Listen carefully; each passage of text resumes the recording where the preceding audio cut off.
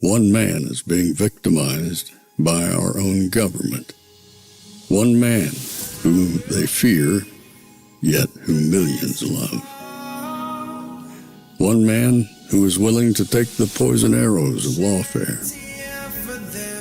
One man whose voice has been taken away by a corrupt judge operating in a corrupt system. One man who has been ridiculed and insulted.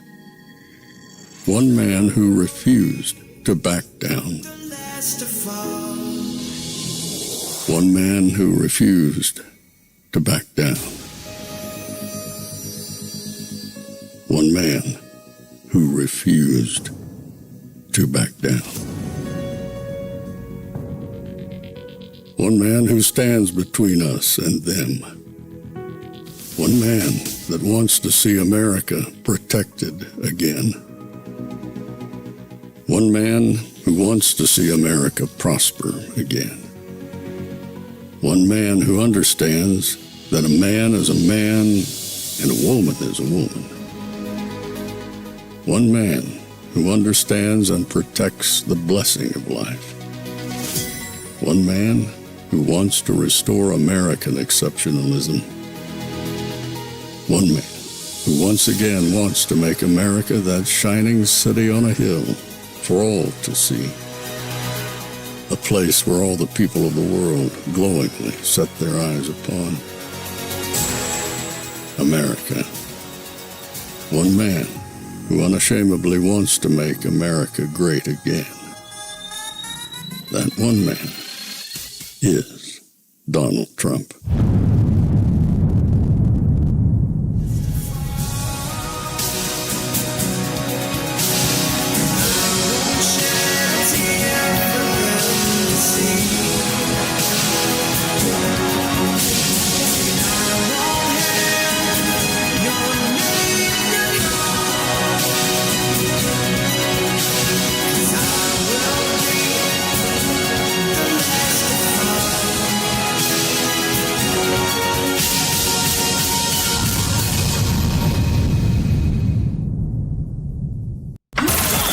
This is Fanfare with Barry Cunningham.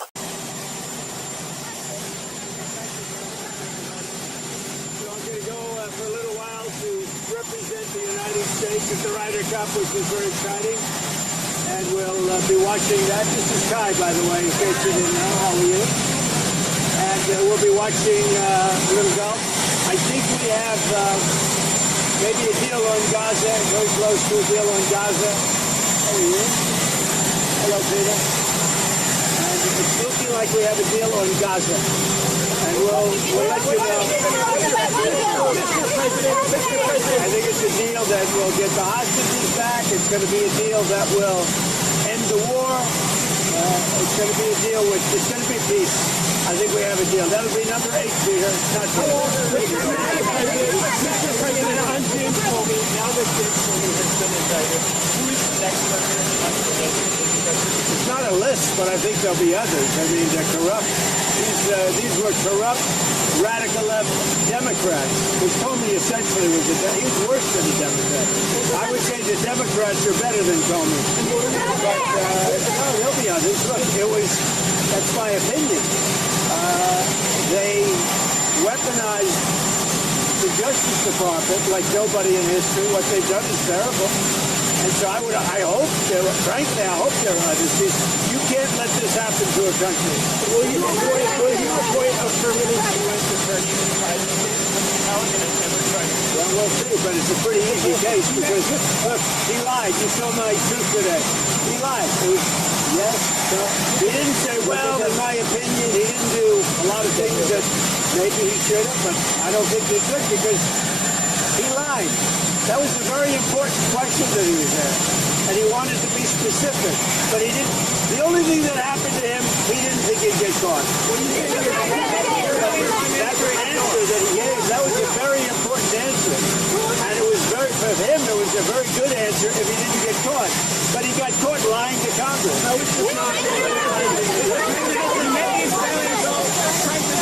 you worried now that the next time there's a Democratic president, they will indict your FBI director or people in your administration? That's what they tried to do, right? They did it with me. For 4 years they went after me. They went after me for 4 years, and that doesn't include the 4 great years that we had in the White House. So when I ran it from 2016 when we won, it began before I got to office. You know that. Wait a minute. Before I came to office, I started hearing rumors about Russia. I said, what the hell do I have to do with Russia? Nothing. And then it got worse and worse, and some of the fakers, not you, but some of the fake news picked it up and they loved it. And we went through a long time with that, and despite that, we had a great first term. Sometimes how it went, where they didn't know and things must not. Is this more about justice or is it about revenge? It's about justice, really. It's not revenge. It's about justice. It's also about the fact that you can't let this go on. They are sick, radical left people, and they can't get away with it. And Comey was one of the people. He wasn't the biggest, but he's a dirty cop. He's always been a dirty cop. Everybody knew it. And it's, as far as the case is concerned, he gave an answer. It was a strong answer. He then verified it a couple of times because that was a very important answer. If he would have equivocated, he would have been like a little bit less sure. That would have been very bad for him. So he gave an answer. The only problem is for him, he didn't think it'd be caught, and he got caught too.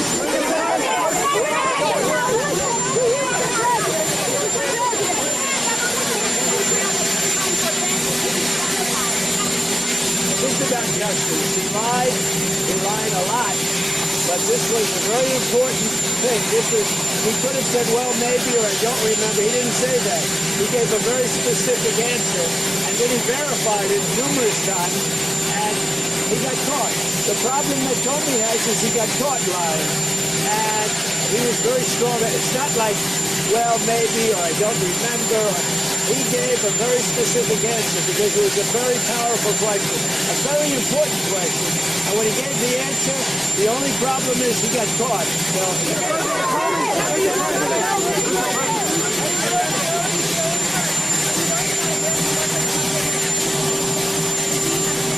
well, we're going to see if the radical left Democrats want to shut it down. And there's something that we have a great economy going. You saw the numbers yesterday. They're fantastic. The economy's doing well. Prices are down. We have virtually no inflation. Everything's going good. We're respected by every nation in the world. And you know what happens? The Democrats want to shut it down. And they want to shut it down because they want to give billions, ultimately trillions of dollars to illegal migrants, people that came into our country illegally. Some of those people are criminals, but they came into our country illegally, and they want to give them the essential over years, trillions of dollars, and our people aren't going to stand for it. They also want to have open borders. They want to have men and women sports. They want to have transgender for everybody. These people are crazy, the Democrats. So if it has to shut down, it'll have to shut down. But they're the ones that are shutting down.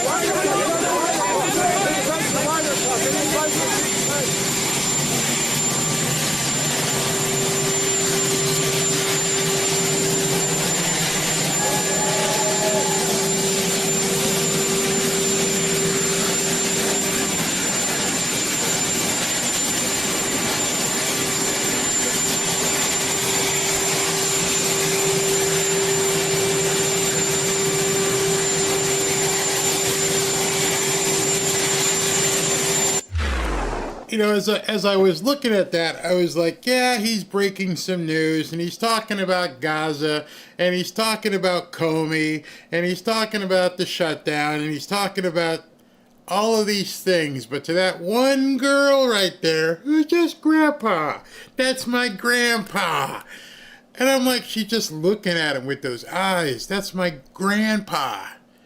He happens to be the president, but it's still my grandpa. And guess what? I'm getting to go watch a golf tournament with grandpa. And I'm thinking to myself, does anybody look at that and just go, he's just a guy. He's not Hitler. He's not Mussolini. He's not a fascist. He's not a Nazi. He's somebody's grandfather who happens to be the President of the United States. And he's taken a day to go have fun watching a golf tournament with his granddaughter. And with everything that's been going on right now, I don't know if people can even take a step back and understand humanity. I think humanity has been completely lost on the left. They've completely forgotten about what it's like to be familial. Here's a family. He just happens to be going out today with his granddaughter. There weren't any generals. There weren't any, secretaries of state. That was him and his granddaughter on a Friday afternoon gonna go watch some golf. She's an avid golfer, by the way. If you have not seen some of her videos, she's gonna be very, very good. But I just wanted to, I'm sorry about the sound. There's nothing I can do about that sound because obviously they got a big jet copter sitting right there and its engines are going. And then sometimes he's on the airplane and the engines are going on that too.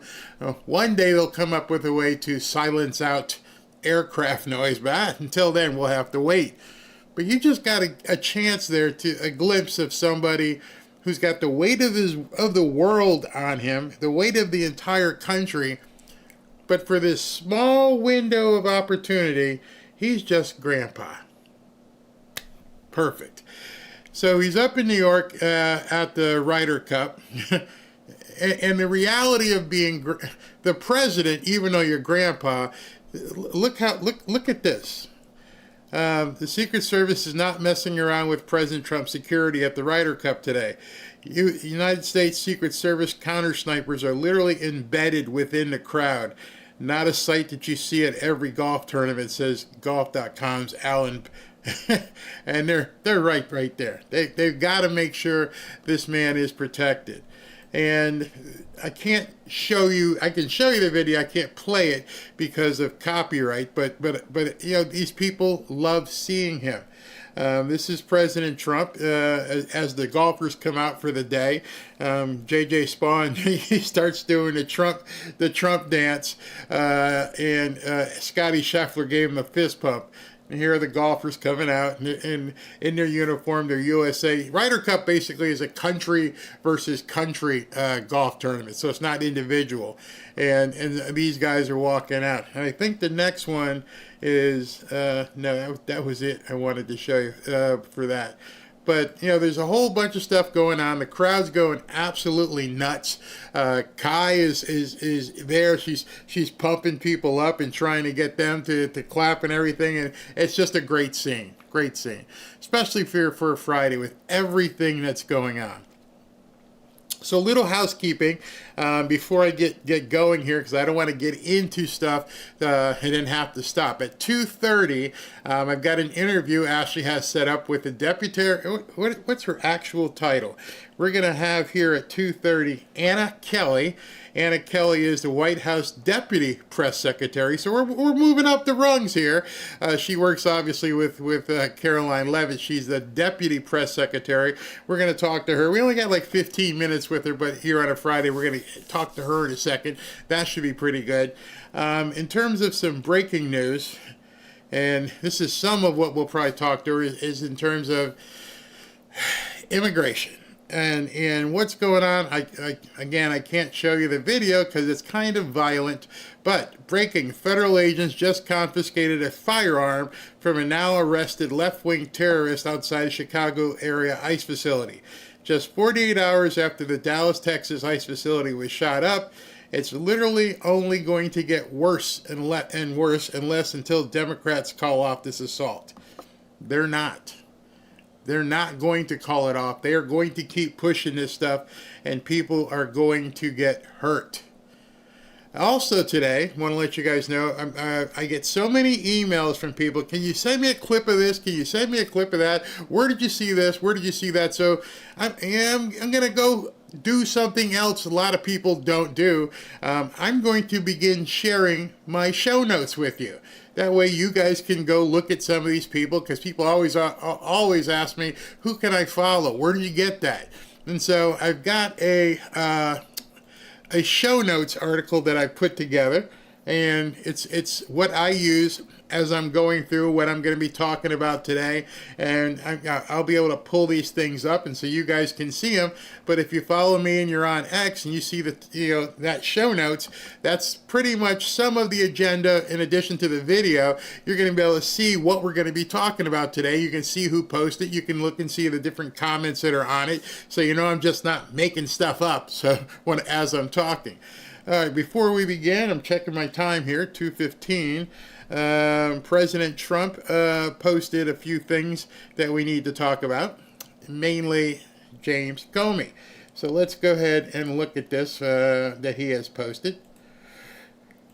Whether you like corrupt James Comey or not, and I can't imagine too many people liking him, he lied. It's not a complex lie. It's a very simple but important one.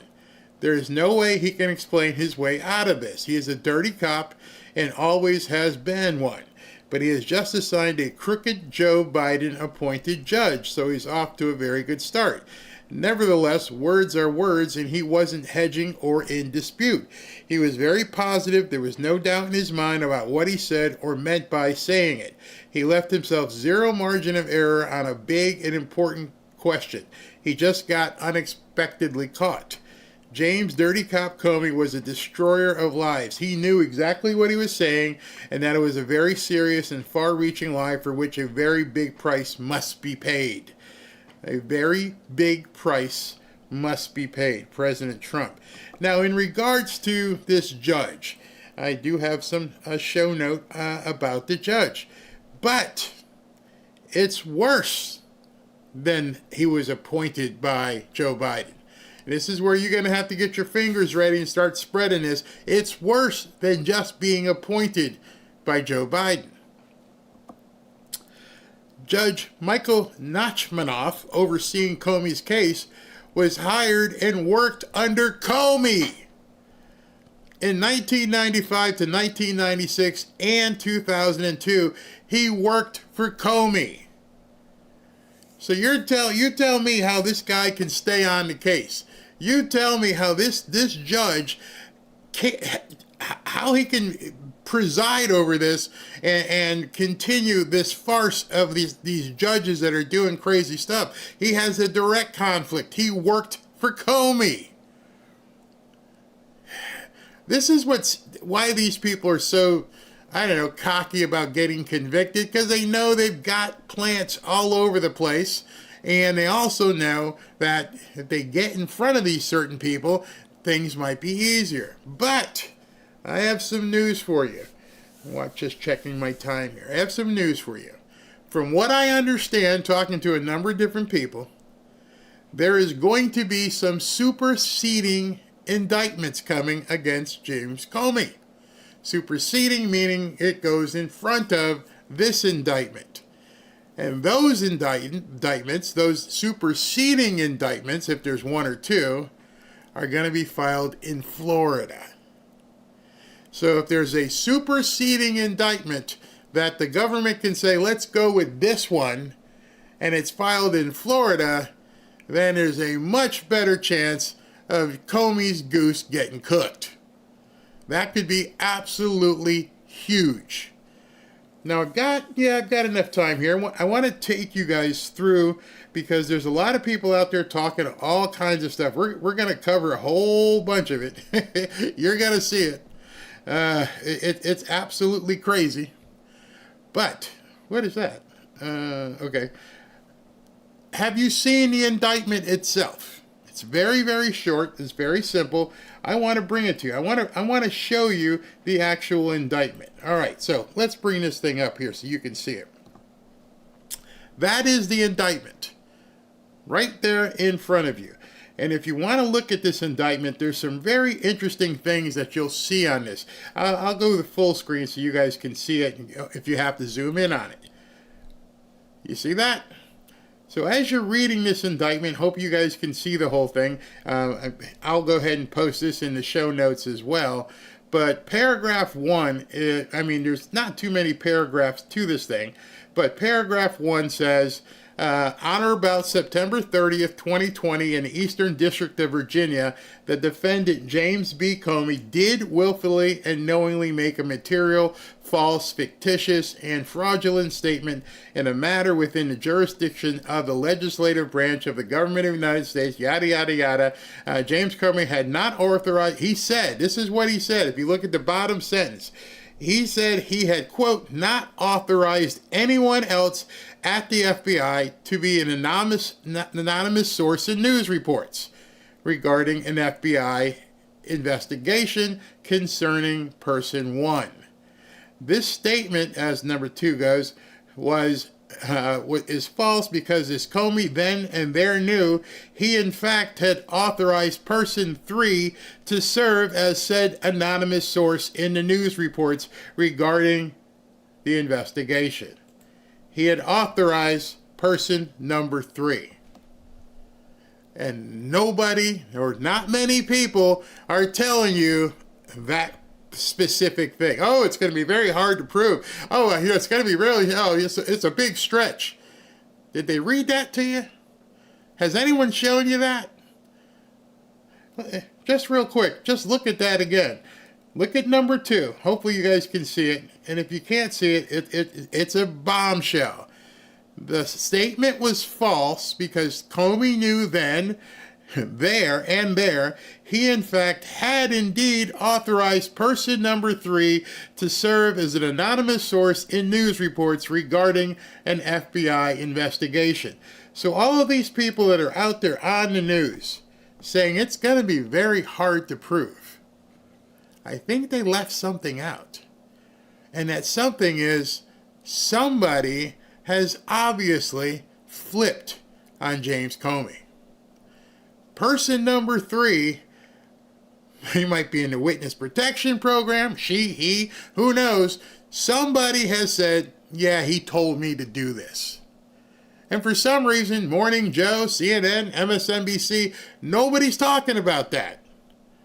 It's in the actual indictment. You can actually read it yourself. It says it right there.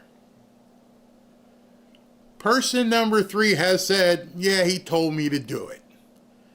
So when they're talking about something being very, very hard to prove and how it's going to be extremely hard for them to get over that hurdle, well, it seems like they got a stool pigeon. That, my friends, makes things a whole lot different, and I know it has to be worrisome because they're not talking about it. As part of my show prep, as you see, and I go through and I go through and I go through and I listen, and I'm like, is anybody talking about person number 3 here? Who could person number 3 be? Is it Andy McCabe? Is it one of the 2 lovers, Pete Strzok, Lisa, whatever her name is? Who is coming forward?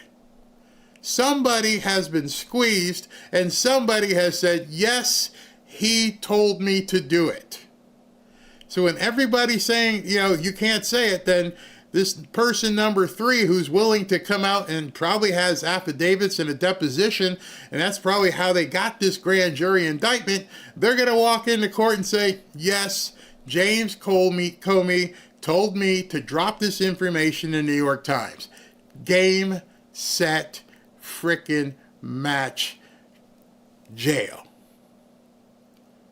You see, it becomes a very easy case to prove when you've got an unimpeachable witness. We're going to come back to that. I got to get ready for Anna to come in here. So let me jump ahead for something. I want to show you something else that happened today that we're going to talk about when she gets on. All right? Listen to this. A nationwide audit of non-domiciled CDLs to get to the bottom of what we think is causing this crisis. We've heard from truckers and safety advocates and news reports that something was seriously wrong. It was alleged that the open border policies of the last administration has led to an exploitation of our nation's trucking licensing system. So today, I'm here to tell you after our audit that those reports, they're all true.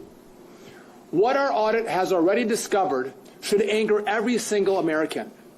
So here's what we've learned. We just want to walk through it. First, our audit revealed a systemic breakdown among states to follow the law and issue licenses properly. States are failing to follow even the most basic procedures. We even uncovered widespread procedural errors, computer programming flaws, and a gross lack of oversight in the states that issue CDLs. This means that thousands of licenses that should never have been issued actually were issued. States are issuing licenses that extend months and even years beyond a driver's lawful presence in the U.S.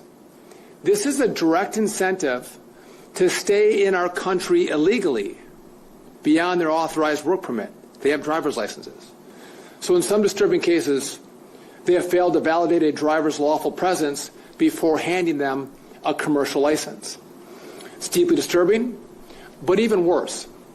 Our second finding was that the current federal regulations are allowing dangerous, unqualified drivers on American roadways. This means that even when the rules are being followed, dangerous individuals who shouldn't be near a big rig are getting behind the wheel and causing crashes on our roadways.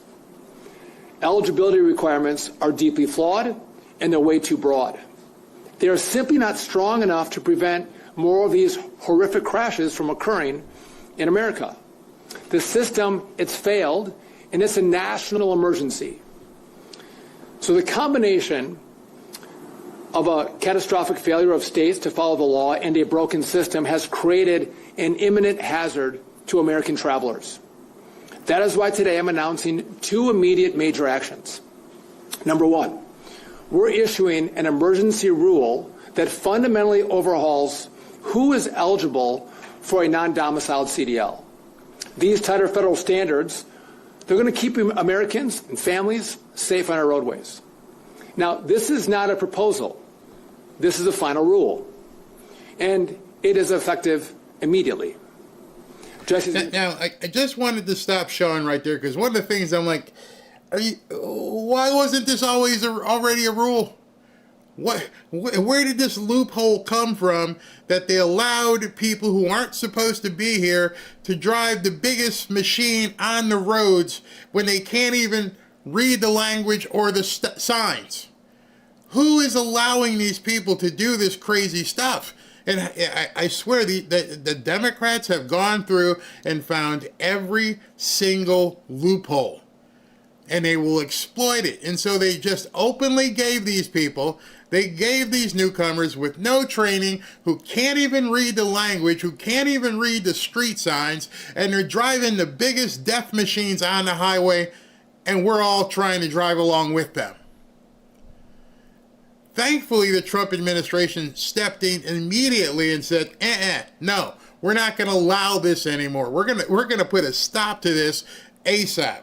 Go through those details in just a little bit, but here's the bottom line. Non-citizens will not be eligible for a CDL unless they meet a much stricter set of rules.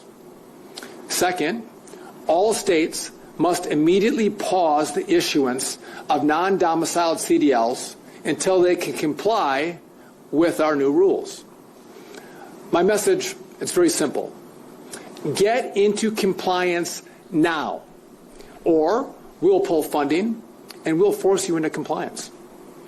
Nowhere in the country have we found a more egregious licensing situation than in the state of California. That's why the second action we're announcing today is an additional enforcement action against California. So for 2 weeks, FMCSA investigators were on site in California actually looking at their records. So we took a random sample. Investigators found that more than 1 in 4 non-domiciled CDLs were issued in direct violation of federal safety standards. So let's just put that another way. Over 25% of these licenses, they were issued illegally. California's got some big freeways, and these guys travel all around the country in these big rigs, and 25% of the people with CDLs, commercial driver's licenses, that drive big rigs, 18-wheelers, They were just given to them. They didn't pass what they had to pass, all the regulation. How's that make you feel when you're on the road after you watch this show and you're driving, you're like, hey, and you're seeing a big rig, and you have to be wondering, is this guy driving this truck next to me? Does he understand what he's doing? Do you understand what the sign says, north, south, east, west? Is he going to try to pull a U-turn in the middle of the highway? Is he just going to jackknife here and make us all wonder what the hell is going on? And no doubt, you can count on it, because California relies on these people. It's obvious at this point, there can be no more doubt that they rely on these newcomers. They're going to sue. Just let that sink in. They will probably be already, or if they haven't done so already, they are probably on their way to court to sue to keep giving CDLs to newcomers. And some stupid judge somewhere initially will probably say, yeah, it's fine. They'll put people at risk. They'll put people in dire danger, driving 60, 70 miles an hour next to some 18-wheeler, and they can't even read the street signs. In addition to that, what happened I showed you at the ICE facility, where they now are showing up at these protests armed. Why would you need to show up to an ICE protest with a weapon?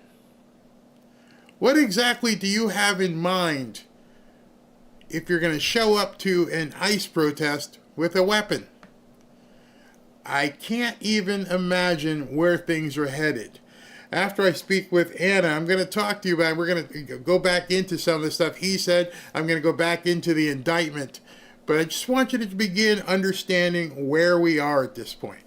Because where we are at this point is there's one side of the aisle that absolutely needs and wants to have these people on the road, causing havoc at ICE facilities, putting people in danger, and they're doing it at all costs, and the only thing stopping them is President Trump. That's where we are right now. I see that Anna is in here. Let me introduce her. As I showed you, this is her X profile. Anna Kelly, she's a White House Deputy Press Secretary. If you guys would like to follow her, she's at Anna Kelly 47. Let me make sure all the microphones are on. Anna, are you there? I sure am. Thanks for the plug. I appreciate it. Oh, of course. And they will follow you, so get ready. You're going to get some people talking to you. Works for me. I'll take it. Thank you for coming in on a Friday afternoon. First question is, why aren't you up in New York at the golf tournament? You don't get to go? So I was in New York for the United Nations. So I think I've had my fill this week. Of course, that was quite the eventful trip in and of itself. So I think I'm all set. Taylor Budowich, our wonderful Deputy Chief of Staff, who's actually departing here soon. This is his last trip, so he's staffing the president. I'm all set on New York trips this week. All right, great. So what is going on? We just played that video with Sean Duffy. And one of the things that I keep seeing is that it seems as though the Democrats are using every loophole to accommodate, I have to call them newcomers here because YouTube doesn't like us calling them what they really are yet. Are you guys finding that you're playing like whack-a-mole? Every time you come up with one immigration plan, you've got to find, how they're going to react and what they're going to do, because obviously the next thing is they're going to go to court. Are you building that into your plans? How are you dealing with all these different things that keep popping up? I think we're just addressing the number of problems that are at hand, right? And of course, we have an outstanding team at White House Counsel where if there are lawsuits by some of these left-wing groups, of course, we're equipped to respond. We're equipped to take those all the way to the Supreme Court, as we've been doing and where we've been very successful. But kind of to your point earlier, I mean, this issues with truckers specifically, I know this has been an issue that not just President Trump has been talking about, but people have been talking about for a long time. President Trump is just the first person to do something about it when you have truckers on the road who do not speak English, who cannot abide by traffic signage, who are causing grave, actually, security problems for American citizens on the road. I know that there was an incident with an illegal immigrant who recently did an illegal U-turn in an 18-wheeler truck, killed people, and he couldn't pass, basic tests with English, with abiding by traffic signs. So, this is an extremely common sense policy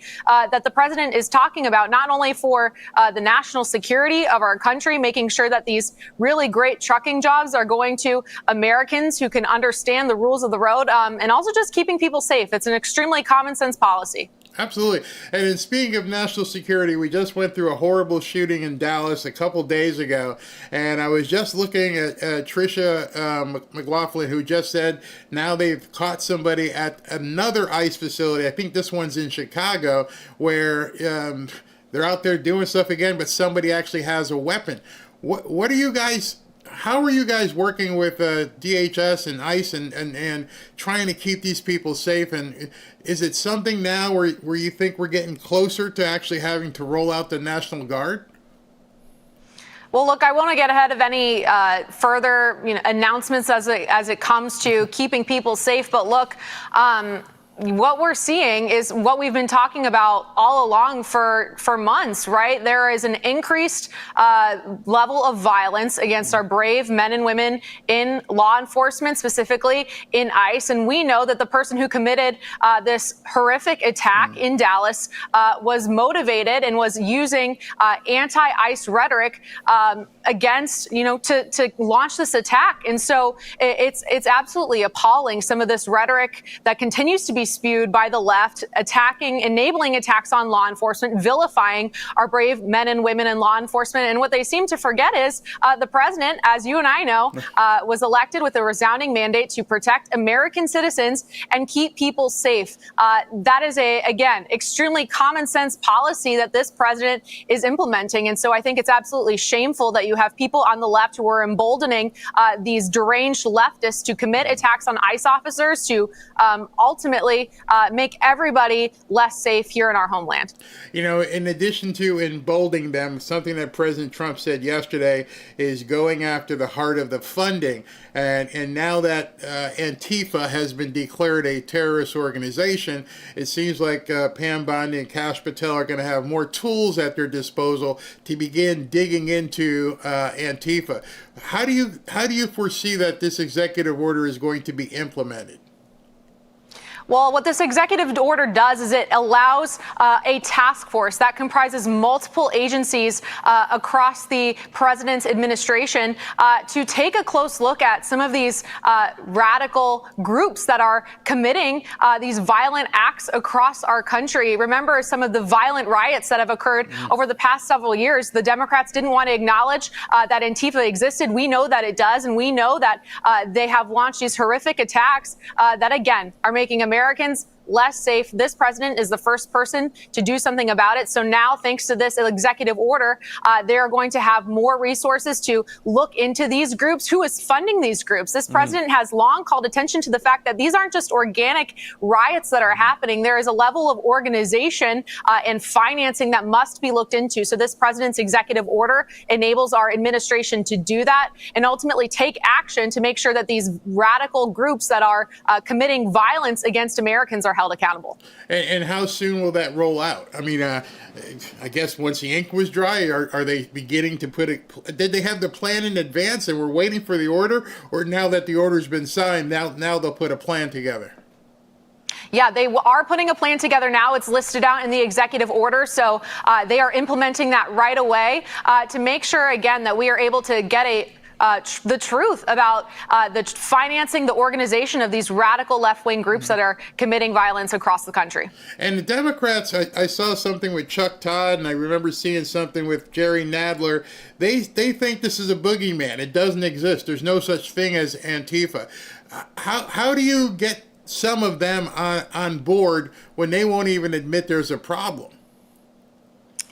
Well, I think Americans are on board is the point, right? The Americans saw all of the violent riots, namely in 2020, that occurred that resulted in the destruction of property, mass looting, rioting all across the country, mass chaos in many of these cities in our country. And so we know the Americans are on our side. Again, the president was given a resounding mandate by the majority of Americans, 77 million people, to take on violent crime. And Americans know, because they saw it, that a lot of that violent crime is being conducted and enabled by these organized left-wing groups that are trying to sow chaos across our country. And so this president, again, the first person to actually do something about it.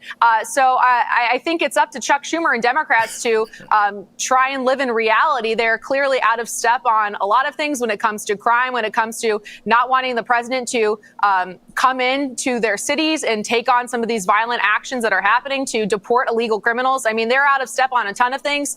And that's on them to work through. But we are going to continue to be in touch with what the American people are saying, which is that they do not want Antifa in their communities and they want to feel safe. You know, when you look at the so-called Antifa, as the Democrats would say, it's very interesting to me that depending on what the cause is, whether it's BLM, whether it's Transformer stuff, and now with ICE, they always seem to just gravitate specifically to what the Democrats want them to do. I know you can't give up any operational security, but do you find it odd that, or does the president find it odd that they just seem to be a militarized group of people that just work for the Democrats? I think the whole point of the executive order is there are so many important questions that people have. That's one of them. What is motivating these criminals? Who is funding them? Who is organizing them? These are all questions that people have been asking for years and years. And so the president is determined to get to the bottom of those questions and try and understand exactly what is motivating these groups. So we're hoping that Americans can have answers on that very soon. Absolutely. So I know you got to run. It's a Friday afternoon. I got one more question for you. President Trump is up in New York at the Ryder Cup golf tournament right now. He's due to come back late this afternoon. What's tomorrow look like in terms of Saturday, the 27th, with the deadline looming? Is it all hands on deck over the weekend, or is it in the Democrats' hands to come to the table? Well, it should be all hands on deck for the Democrats. Unfortunately, they seem uninterested in coming to the table with a real deal. I mean, they provided a totally unreasonable request trying to provide more health care for illegals, among other things, that they knew that not only the president, not only Republicans couldn't support, but that the American people couldn't support. And so the president, rightfully so, has said, you guys need to get serious and come to the table with a real reasonable proposals, right, to keep our government open, because there is such a cost, as the Democrats are the ones who have pointed out over and over the importance of keeping our government open so that the president can continue to carry out the American people's agenda. So it's really on the Democrats to get serious, to stop with these totally ridiculous, out-of-step proposals that the American people overwhelmingly don't support, to keep our government open. And I'm sure you already have the messaging ready in case it does shut down. I have a lot of people who are older who watch my videos. Are you able to, I mean, I covered it, I've mentioned it, but people who are, how can I say this? What are the essential things that will not be cut if the government shuts down? They'll get their Medicaid, they'll get their Social Security. Yeah, so I want to be careful because I want to touch base with OMB. So I'm happy to, circle back with you and make sure we're getting the exact talking points and facts for you about what exactly will transpire. I don't want to get ahead of any conversations that are happening. But look, the president has been very clear. He wants the government to stay open.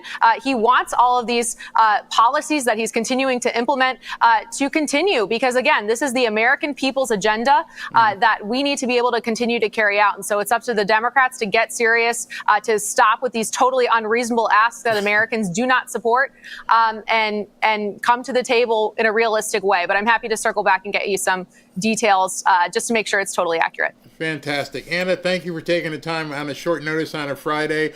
Be safe up there. Are you in Washington now? Looks like, yeah, you're in Washington. Yeah. Yeah. This is actually Joe Biden's fake Oval Office, but I've gotten to rent it for this particular interview. So it's very exciting. Thank you very much. Thanks for taking the time. Thank you. It's genius. It's pure genius. America is the country that started the AI race. And as President of the United States, I'm here today to declare that America is going to win it. We're going to work hard. We're going to win it. Why do so many financial experts call silver the most undervalued asset today? Because silver is essential to the future, from solar tech and electric vehicles to the explosive growth of artificial intelligence. Demand is rising fast, and yet silver is still trading at a bargain. With billions pouring into AI, silver prices have only one place to go, and that's up. In fact, silver may be the most overlooked asset class in financial planning. The opportunity for silver is well documented. The market for silver could double or even triple by 2026. You see, I believe in hard assets like this bar of silver. You can hold it in your hand, you can put it in your IRA, you can put it in your home safe, and relative to gold, it's very affordable.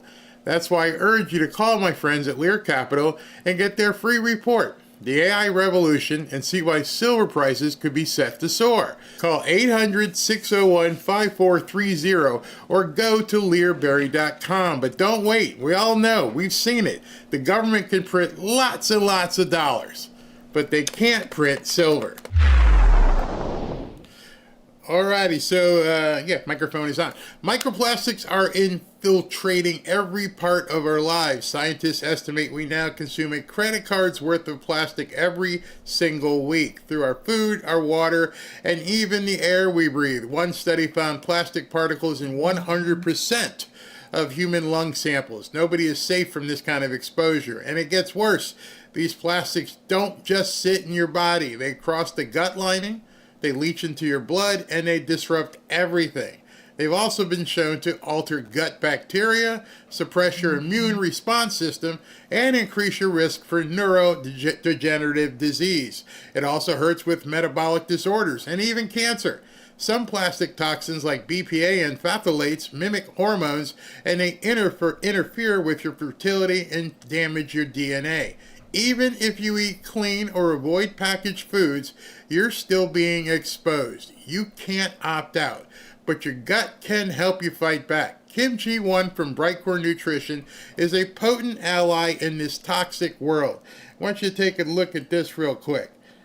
Get some of that. It's packed with over 900 probiotic strains unique to kimchi and proven to break down BPA, helping you detox from the inside out. It doesn't just support digestion, it helps protect your cells, your brain, your hormones, and your body. Your body was never designed to handle plastic, but your gut was designed to protect you. You just have to give it the right tools. You know, right now, if you'd like to get some Kimchi One and don't want to have to cook the kimchi on your own, you can get 25% off with the code BARRY by clicking the link below in the description, or as you can see right there, you can call them at 888-418-6738 and get up to 50% off your order, free shipping, and most importantly, you will also be able to talk to them and get some education. So give them a call now at 888-418-6738. If you want to see it one more time or get that QR code, it's 888-418-6738. Thank you to both those guys. All right. So let's continue with what I was saying, because I had to jump into that interview. It was a Friday, so she had to take it on time. But I want to circle back, as they say.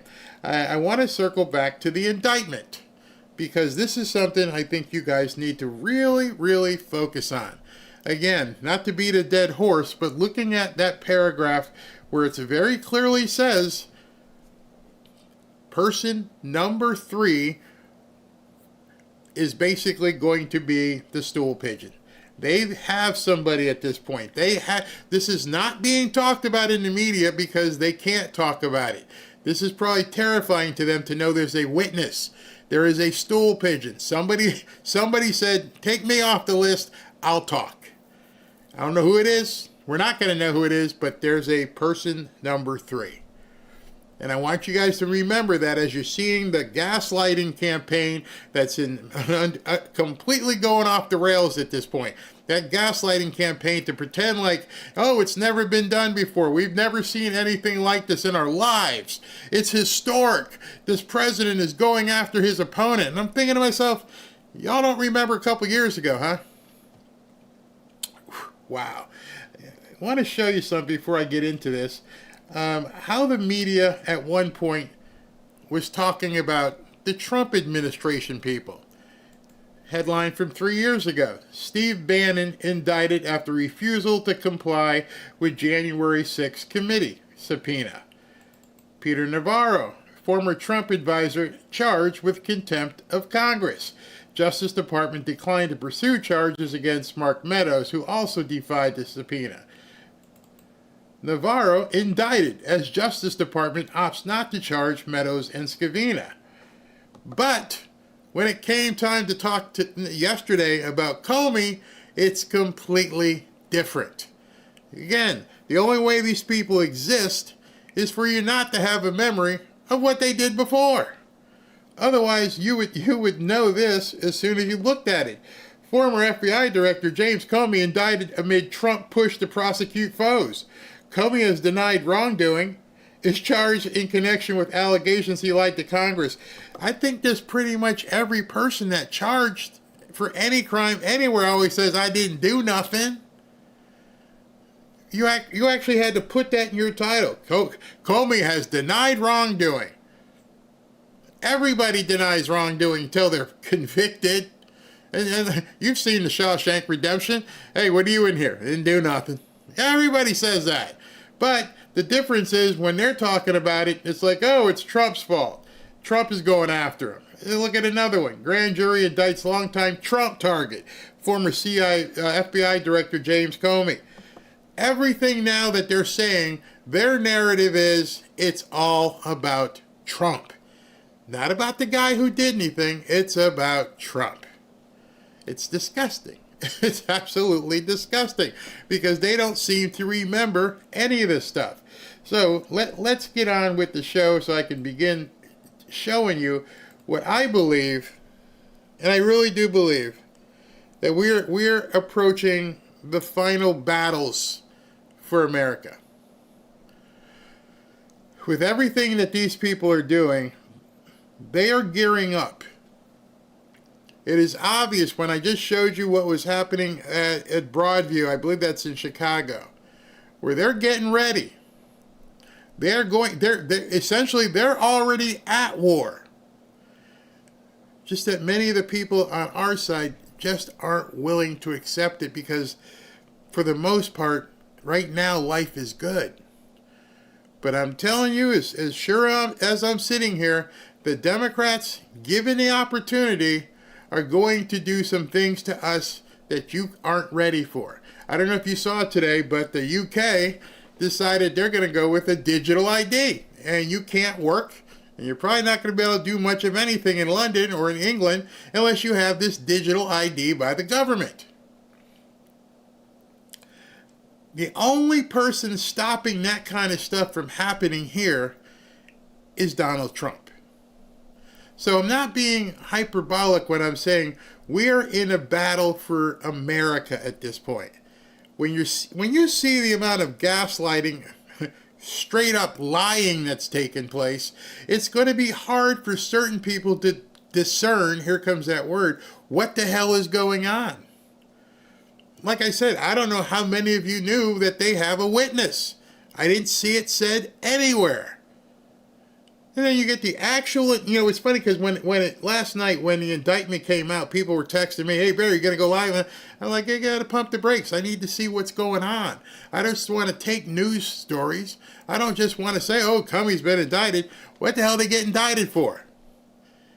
I want to see the indictment. And it came out like an hour later, and I went, this dude's goose is cooked. They have a witness. I don't know any lawyer who's going to have to basically impeach this witness on the stand when it gets to it. But if this guy is talking or this woman is talking, they're going to give up the goodies, which is why you're seeing the complete panic in the media right now. So armor up. Convict him, bar him from future service, have the prosecutors, the local prosecutors in New York, pursue him for the fraudster that he was before he ever became president, lock him up for the garden variety frauds he did there, but don't give him that center stage, that dominant role in our national life just down the street from where Joe Biden is trying to heal this nation. You look at this White House now, and it's hard to imagine 2 FBI agents ending up in the sit room. How did that happen? I sent them.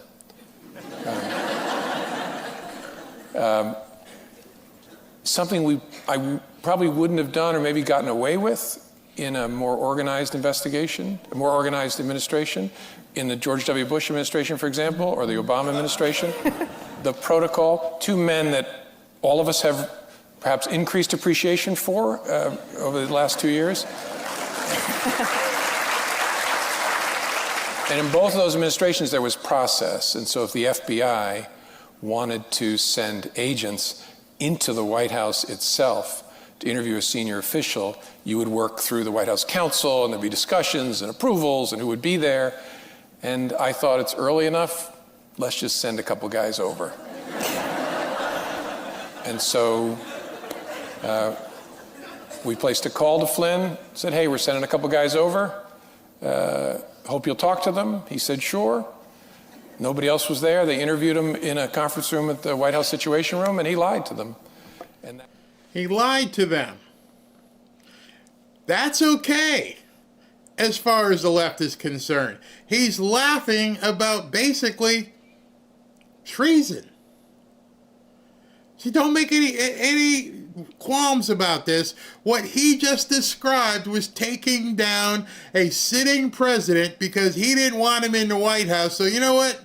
Anybody else who has been here before, they know politics, and we would never have gotten away with it. But this time, we figured, hey, he's new, let's go after him. And he's laughing about it. And it was accepted by the media. Let's attack the president. And it was a big joke. And he went on television and told everybody, yeah, I did it. I did it. And we got Michael Flynn because what did he do? Oh, he lied. That's what you're saying. He lied. And you nearly bankrupted his entire family because you brought a charge to get him fired and accuse him of lying, which is exactly what you're being charged with. So maybe it's turnabout is fair play. Let's see hope you sold a lot of books. Maybe you can do a GoFundMe. Because it was any other FBI director, we couldn't get away with it. So we sent a couple guys over there, and hey, James, you lied. How's that sound, Jimmy? That's what he's now pled guilty to. What did he think they were coming over there for? I don't think he knew. No, we didn't tell him. Just said, sending over a couple of agents. I want to ask you some questions. I didn't have this conversation, my deputy director did, but hope you got a few minutes, you can sit down and talk to them.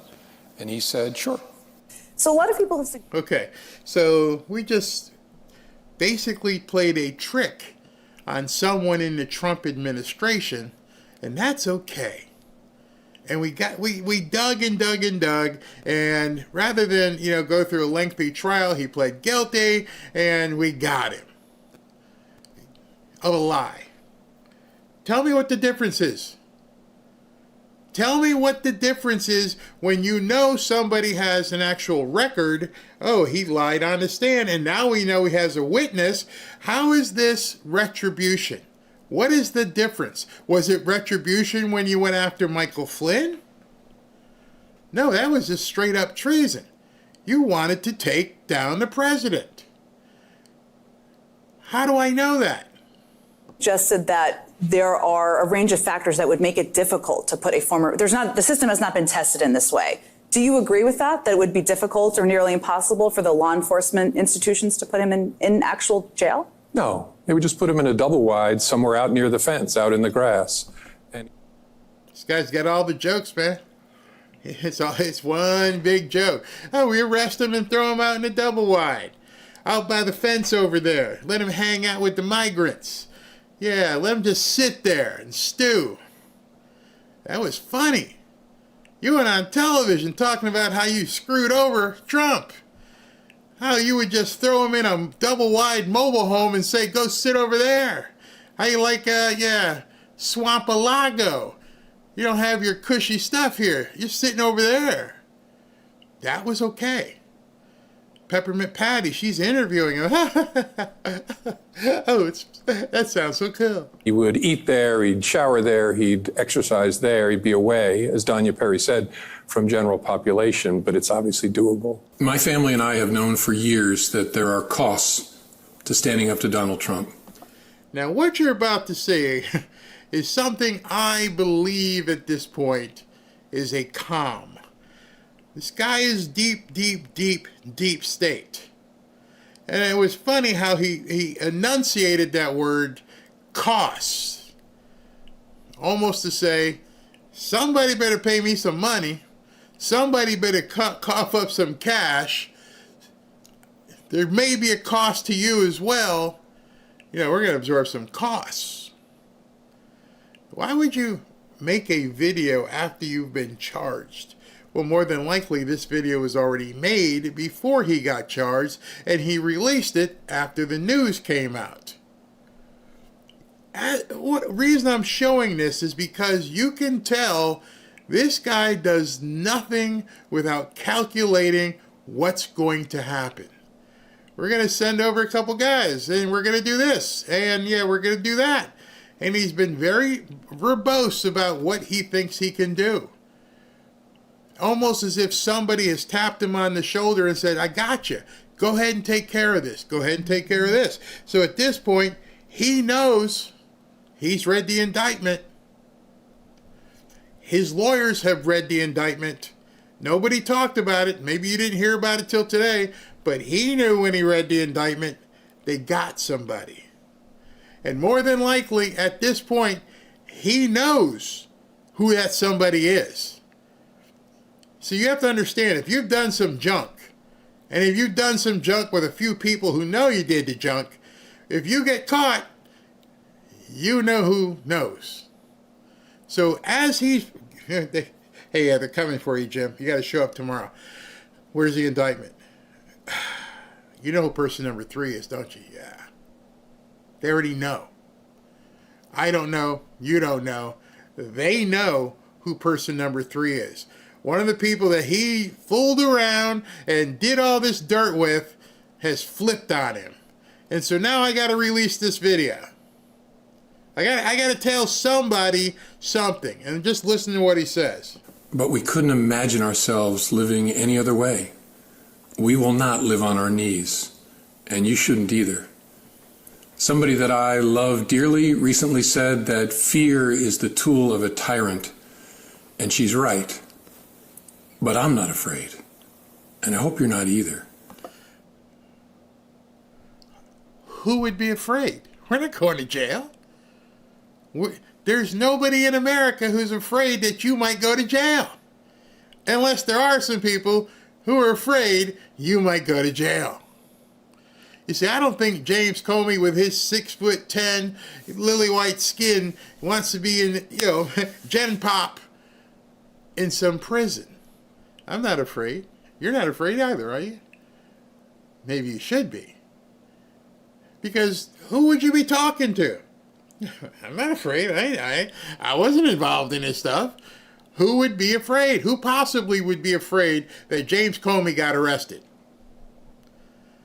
Odd words to say. Do I know what he's talking about? No. But you have to stop and listen and go, who would be afraid of him going to jail? Other criminals? I hope instead you are engaged, you are paying attention, and you will vote like your beloved country depends upon it. It's September of 2025. We don't vote for a year. So I got to call BS on that. It has nothing to do with vote. I just hope you're engaged like your life depends upon it. Because it does. He's telling somebody, somewhere, you better do something. He's not talking about an election. It's September 2025. Every single one of you must have said, as you heard that, and went, what the hell is he talking about? Vote? No, he wasn't talking about vote. He talked about somebody, some people getting engaged because you might be afraid because something might happen. Does.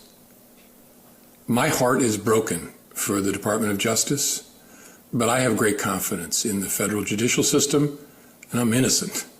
So let's have a trial and keep the faith. Do another topic. Let me stop there. Before I let you listen to Ted, y'all got to let me know what you think about it. Yeah, Lisa, who is he talking to? This doesn't make sense to anybody, even on the left. I'm not afraid. I bet he's talking about Ray or Mayorkas. He's definitely talking in code. And obviously that video was prepared in advance. Maybe he thought it wasn't going to happen to him today. Maybe he thought it was going to happen to him a while ago. I don't know. But there is no vote coming up. It's a year away. It's November of 2026. So what the hell is he talking about?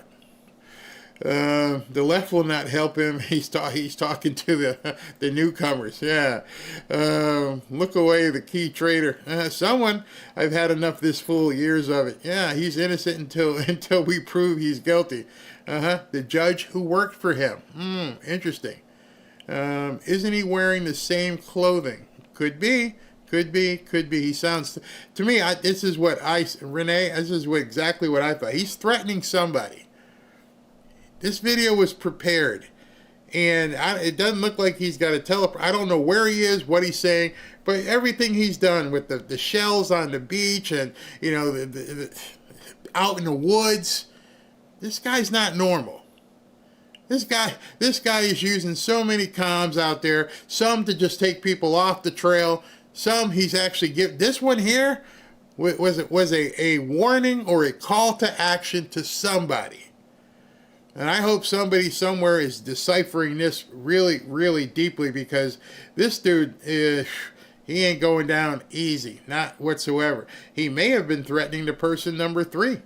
He may know who person number 3 is. Don't know. On May 3rd, 2017, in this committee, Chairman Grassley asked you point blank, quote, have you ever been an anonymous source in news reports about matters relating to the Trump investigation or the Clinton investigation? You responded under oath, quote, never. He then asked you, quote, have you ever authorized someone else at the FBI to be an anonymous source in news reports about the Trump investigation or the Clinton administration? You responded again under oath, no. Now, as you know, Mr. McCabe, who works for you, has publicly and repeatedly stated that he leaked information to the Wall Street Journal and that you were... And that might be person number 3. Andy McCabe worked directly under James Comey, and he has, during these hearings a while back, said, yeah, he told me to do it. That's the guy. And he gets fired. They pay him $1 million severance for some reason, and he ends up in a cushy job on CNN. And now all of a sudden, I looked all around. I didn't see no videos from Andy McCabe today. Tell me if you guys seen it. Since I've been doing my research, has Andy McCabe showed up anywhere? Or has he hit the mattresses? Directly aware of it, and that you directly authorized it.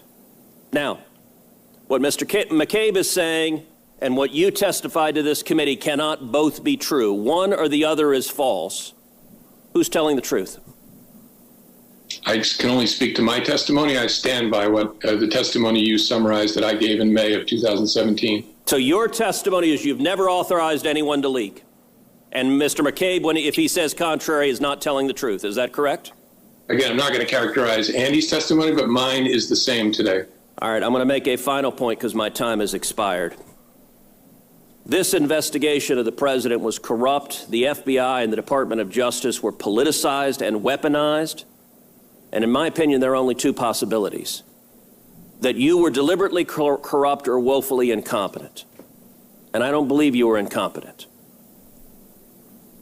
This has done severe damage to the professionals and the honorable men and women at the FBI, because law enforcement should not be used as a political weapon.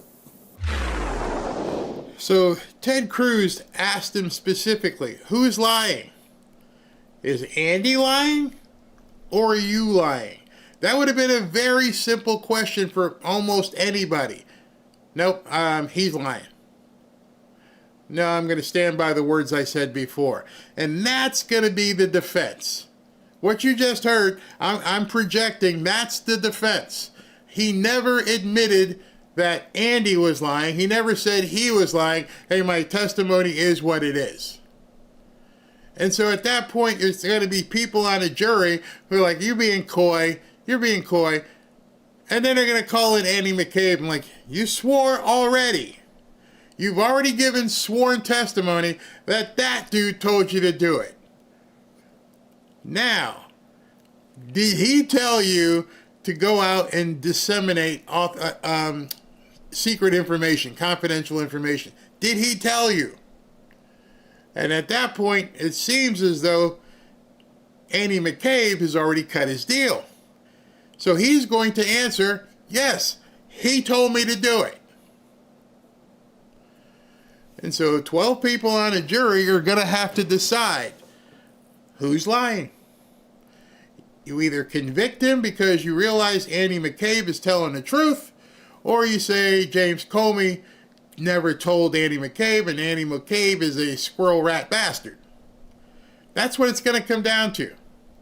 Nobody was in the room. Nobody understood. Unless McCabe has got some sort of get out of jail free document, that's what it's going to come down to. It's September 26th, and I've already laid it out for you. That's it. Very simple. Which one of these guys is lying?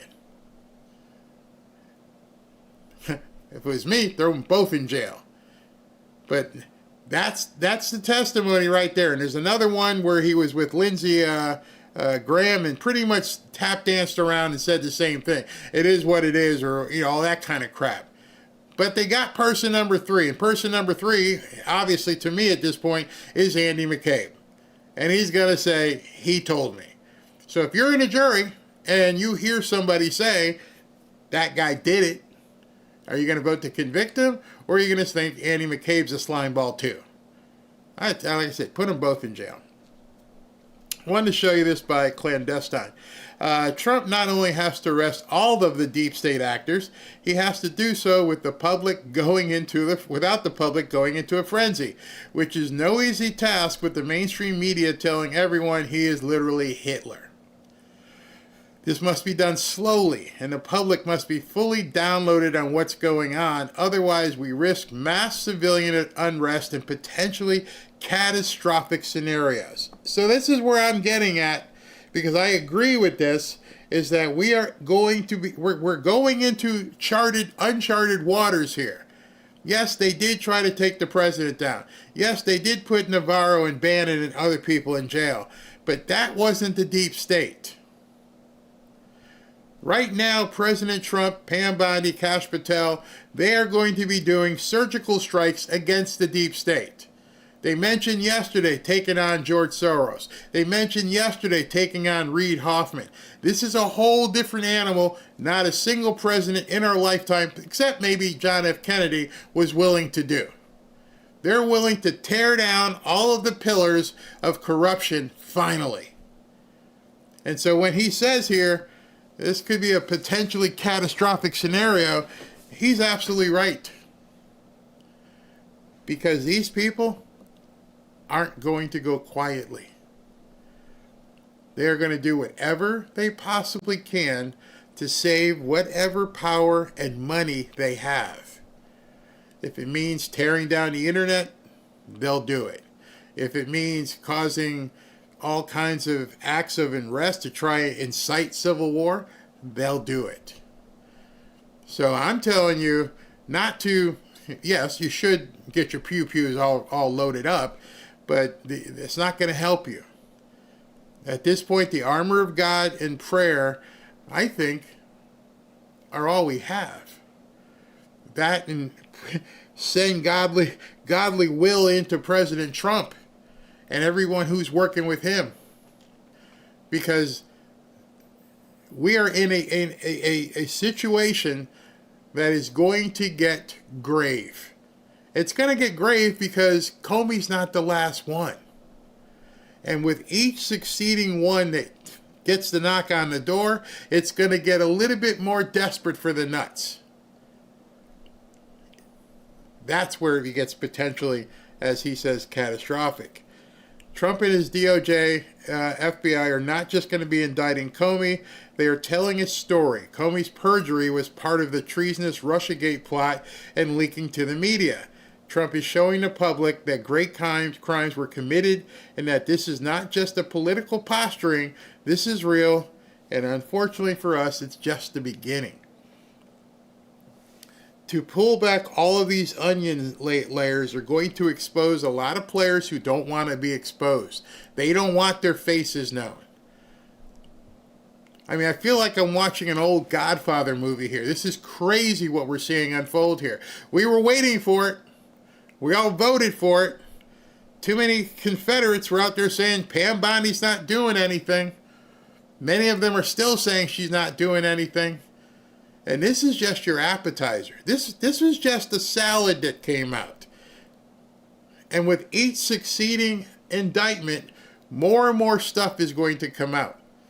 Not learned, because I'm pretty sure they already know. I'm talking about come out. You see, the reason why it's so hard to come out is because, as you saw with the whole Jimmy Kimmel thing, they're all in on fake media. So the only people who are going to be able to talk about this are us. And that's why I think at some point, this may go poof. There may not be an internet because it's the only place that people are going to hear the truth is from you. Hey, Hey, Fred, did you know they had a witness? No, I didn't hear they had any witness. I didn't hear that on television anywhere. Yeah, Fred, they got a witness on James Comey. That's going to come from you. I imagine that more severe crimes will be saved towards the end, once the public has been repeatedly shown the timeline of events and have digested and understand the treasonous activity that occurred during Trump's transition into his presidency and beyond. This will be a process, but the process is now underway. Remain patient. Use your knowledge to help others around you. That's why I saved this one. You're going to have to help other people here in the chat and their friends and their family. You're going to have to help everybody understand what is happening and to stay vigilant. Don't take anything for granted. Watch where you're going. Robin and I are going down again to see the Dolphins, and I'm like, okay, understand, we're in crazy, crazy town right now. You got people bringing guns to ICE protests. You got people slithering on roofs taking shots. Things are about to go crazy because now the wheels are set in motion, and they were wondering when it was going to happen. Now they know it's in motion. Whatever plans President Trump, Bondi, Cash, whoever have in place, now they're going to start ticking them off. Now they're starting to roll. I wouldn't be surprised if we hear something else tonight. Let's continue. The issue prosecutors are hardwired to understand, and I hope Americans will understand this too, is that when you become an assistant United States attorney or a political appointee in an office, you check your politics at the door. You walk in and you do your job looking at the facts and the law without fear or favor. And that's what I believe Andrews and my former colleagues across the country are trying their hardest to do right now. There may be a moment for difficult choices coming for many prosecutors, and I hope that when those moments come, that the American public will stand up and support these people. I think if there is a move to indict Jim Comey, we will likely see resignations out of Alexandria and Richmond. We may see... She's not foretelling. She already knows that's what's going to happen. Now it's save your own ass time. One of the things that, do I have that? I don't think I have that picture. Let me see. Let me scroll here, because here's what what has already begun. Okay, yeah, I do have that. Here we go. My show notes. James Comey, son-in-law. Think of the nepotism here. His son-in-law, who prosecuted the J6ers, has resigned as assistant U.S. attorney after Comey's indictment. Unpack that. James Comey's daughter, as you know, works in the FBI. And now we find out his son-in-law, her husband, this incestuous snake that they've put together, her husband, which none of us probably knew, was the attorney who threw J6ers in jail. And now he's like, yeah, I gotta go. I gotta go. And so right after he gets indicted, Troy Edwards heads for the highway. So this lady on MSNBC, she's not giving you what she thinks. She's telling you what she knows. These people are going to be heading for the exits really quick. Other forms of protest by career prosecutors. It's a unique moment, and I think that these people will rise to it. Hey, gentlemen, that Trump is trying to flex a muscle here. But the average American, my hometown, Galesburg, Illinois, the people who voted for Donald Trump want them to flex muscles for them, not for a political persecution. And right now, I don't know this. I'm asking sincerely. Did you vote for Trump? No, I did not. Okay, raise your hand if you voted for Trump. I did. How many friends I talk to very regularly? No, that's not. He literally ran on saying he was going to do this. Manufacturing plants in Iowa. He literally ran on saying. Part of their plan now is to convince you that they know people who voted for Trump who weren't ready for this. Oh, we don't want to see him deporting people. We don't want to see the government shut down. We don't want to see them going after these crooks. Said no Trump supporter I've ever known. But now you're going to bring people on television to tell whatever limited audiences they have that Trump supporters don't want this. There's going to be accountability for the abuse of justice. And here we've got, he literally ran for 4 years saying that Can you just give her a second, please? Thanks. He literally ran for 4 years saying that political persecution was awful, that he was a victim. It didn't hurt him. He ended up as president of the United States, and now... Oh, it didn't hurt him. We arrested him. We made him go sit in courtrooms. We made him come up with $400 million bond. We stuck him in Georgia.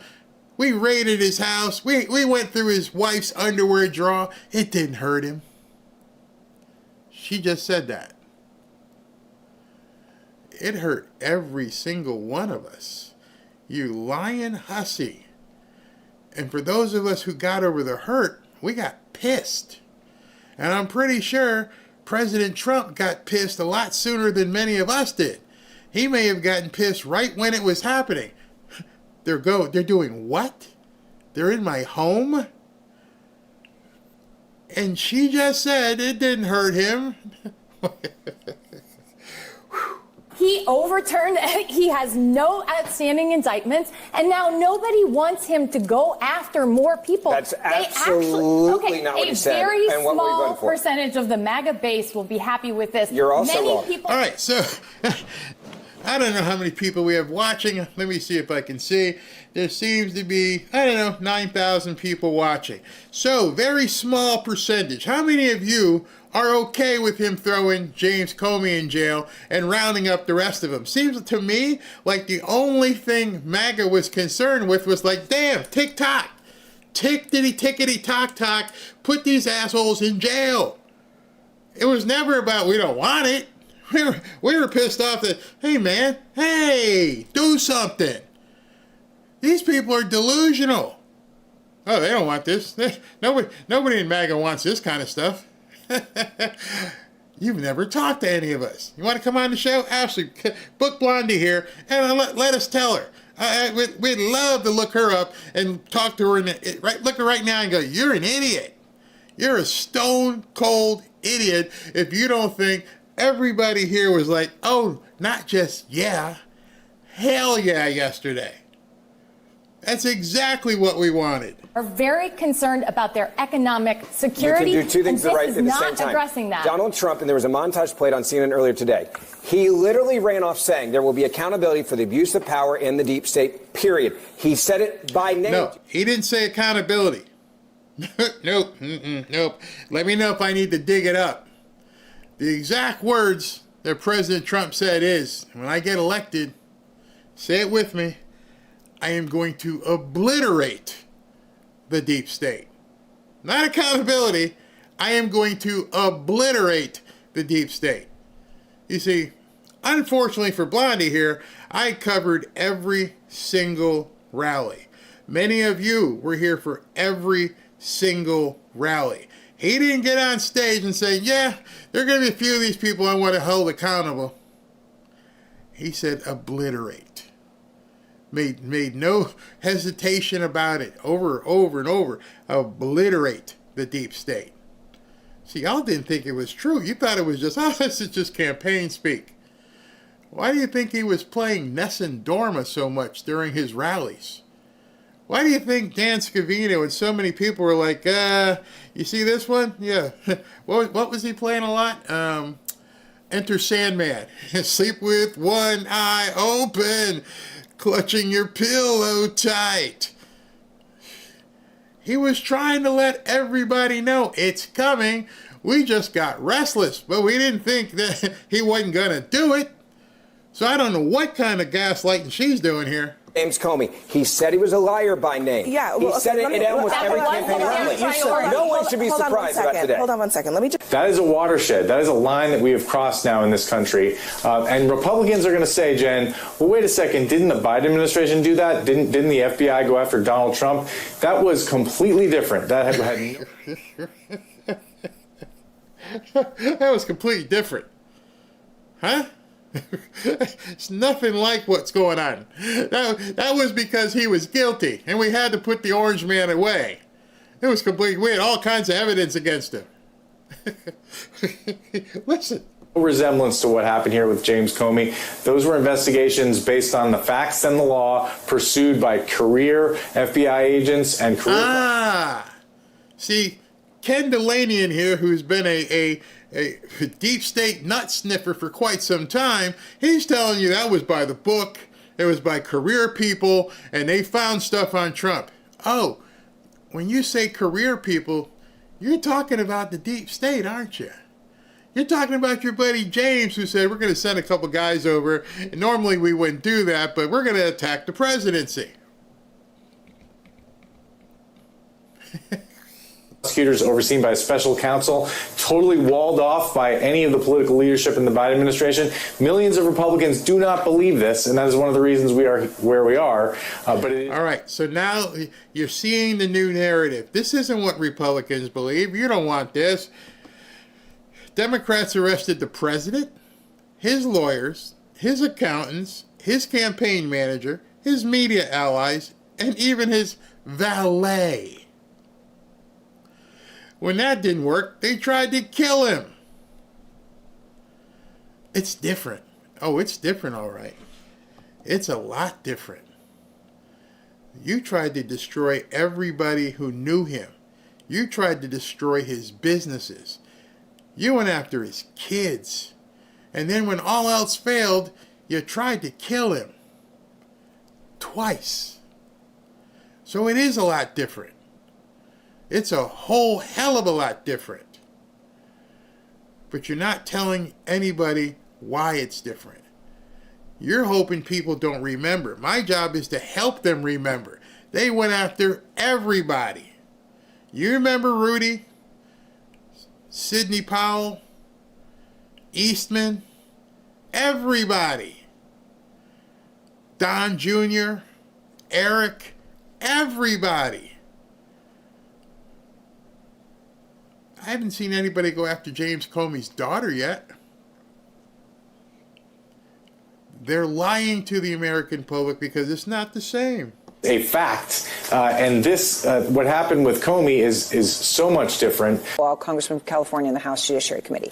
And he was saying, that Congress needs to stand up. And I want to ask you in this context, what can you do right now as a Democratic senator about this? Now understand what she just said. Before you hear his answer, I want you to understand what she just said. We just saw somebody get indicted criminally. So he's going to be going through the legal system. He's going to get his day in court. Our Constitution says you're innocent until proven guilty. You're going to get your day in court. You're going to put on a defense. You're going to get a lawyer provided for you if you can't afford one. You're going to get all of that. You don't have to say a word. You can sit there and just go, hey, Your Honor, they didn't prove my case, their case. So all of that, is going to be afforded to James Comey. What in the hell do you need a senator in the United States government to do? He's not his lawyer. There are thousands of people arrested, probably on a daily basis, and I never heard anybody in the news say, what can you do about this? Because the answer to the question is nothing. I'm not his attorney. I have nothing to do with this case. But that's not what Dickie says here. I can ask questions of the Department of Justice, which we will do. We can support colleagues and others on the Republican side who may be inclined, I hope they will be, to draw a line here and protest. Obviously, I have no role in court. I was a prosecutor for 4.5 years as U.S. Attorney in Connecticut. I also was Attorney General for 20 years. The most consequential decisions I made were whether to charge someone, because nobody ever fully recovers from those charges. A lot of people believe that an acquittal just means there was some technical issue. So I think it's important to encourage the private bar to step up. Donald Trump made deals with a number of the major law firms in the country. They ought to rip them apart and say enough is enough. I would encourage attorneys in the Department of Justice to stand up for their conviction and conscience, as Eric Siebert did. He's the U.S. attorney who resigned rather than bring those charges.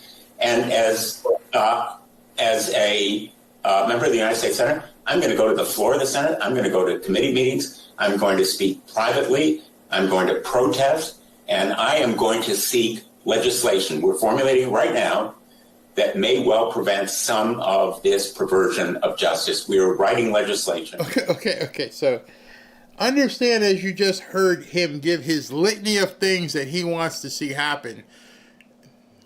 Tell me if you know anyone who's been accused of a crime that has been afforded everything he just said. What are you going to protest? Your job, your one job as a senator, is to make and uphold the laws of the United States. So what you're telling America is, I am going to do everything I possibly can to make sure someone who's been accused of a crime shouldn't be accused of a crime. That's what he just said. You can't find any other explanation for the words that just came out of that sitting senator's mouth. I am going to protest. I am going to reach across the aisle. We're going to do legislation. We're going to do everything we possibly can to make sure that someone who's been accused of a crime can't be accused of a crime. Because there's nothing else you can do except not make it a crime anymore to lie to Congress. Which then, we don't need you. I was embarrassed for America when I heard him say that. I'm going to do everything I can to make sure that someone who's legally accused of a crime, who's going to have all their rights afforded to them, shouldn't be charged with a crime. That's disgusting. That will give remedies and rights to people who are victims of malicious prosecution. You realize, as a former prosecutor and as a sitting senator, those remedies already exist. So what do you... You're talking out of your rear end. You're so mad. But then the other question you need to understand is, why is he mad? Of course, Aaron's not going to ask him, hey, Dickie, yeah, if he didn't do anything, what are you worried about? That'd have been that quick interview. What are you protesting? He got arrested. Let his attorneys deal with it. If he didn't do anything, what's the problem? Oh, it might cost him some money.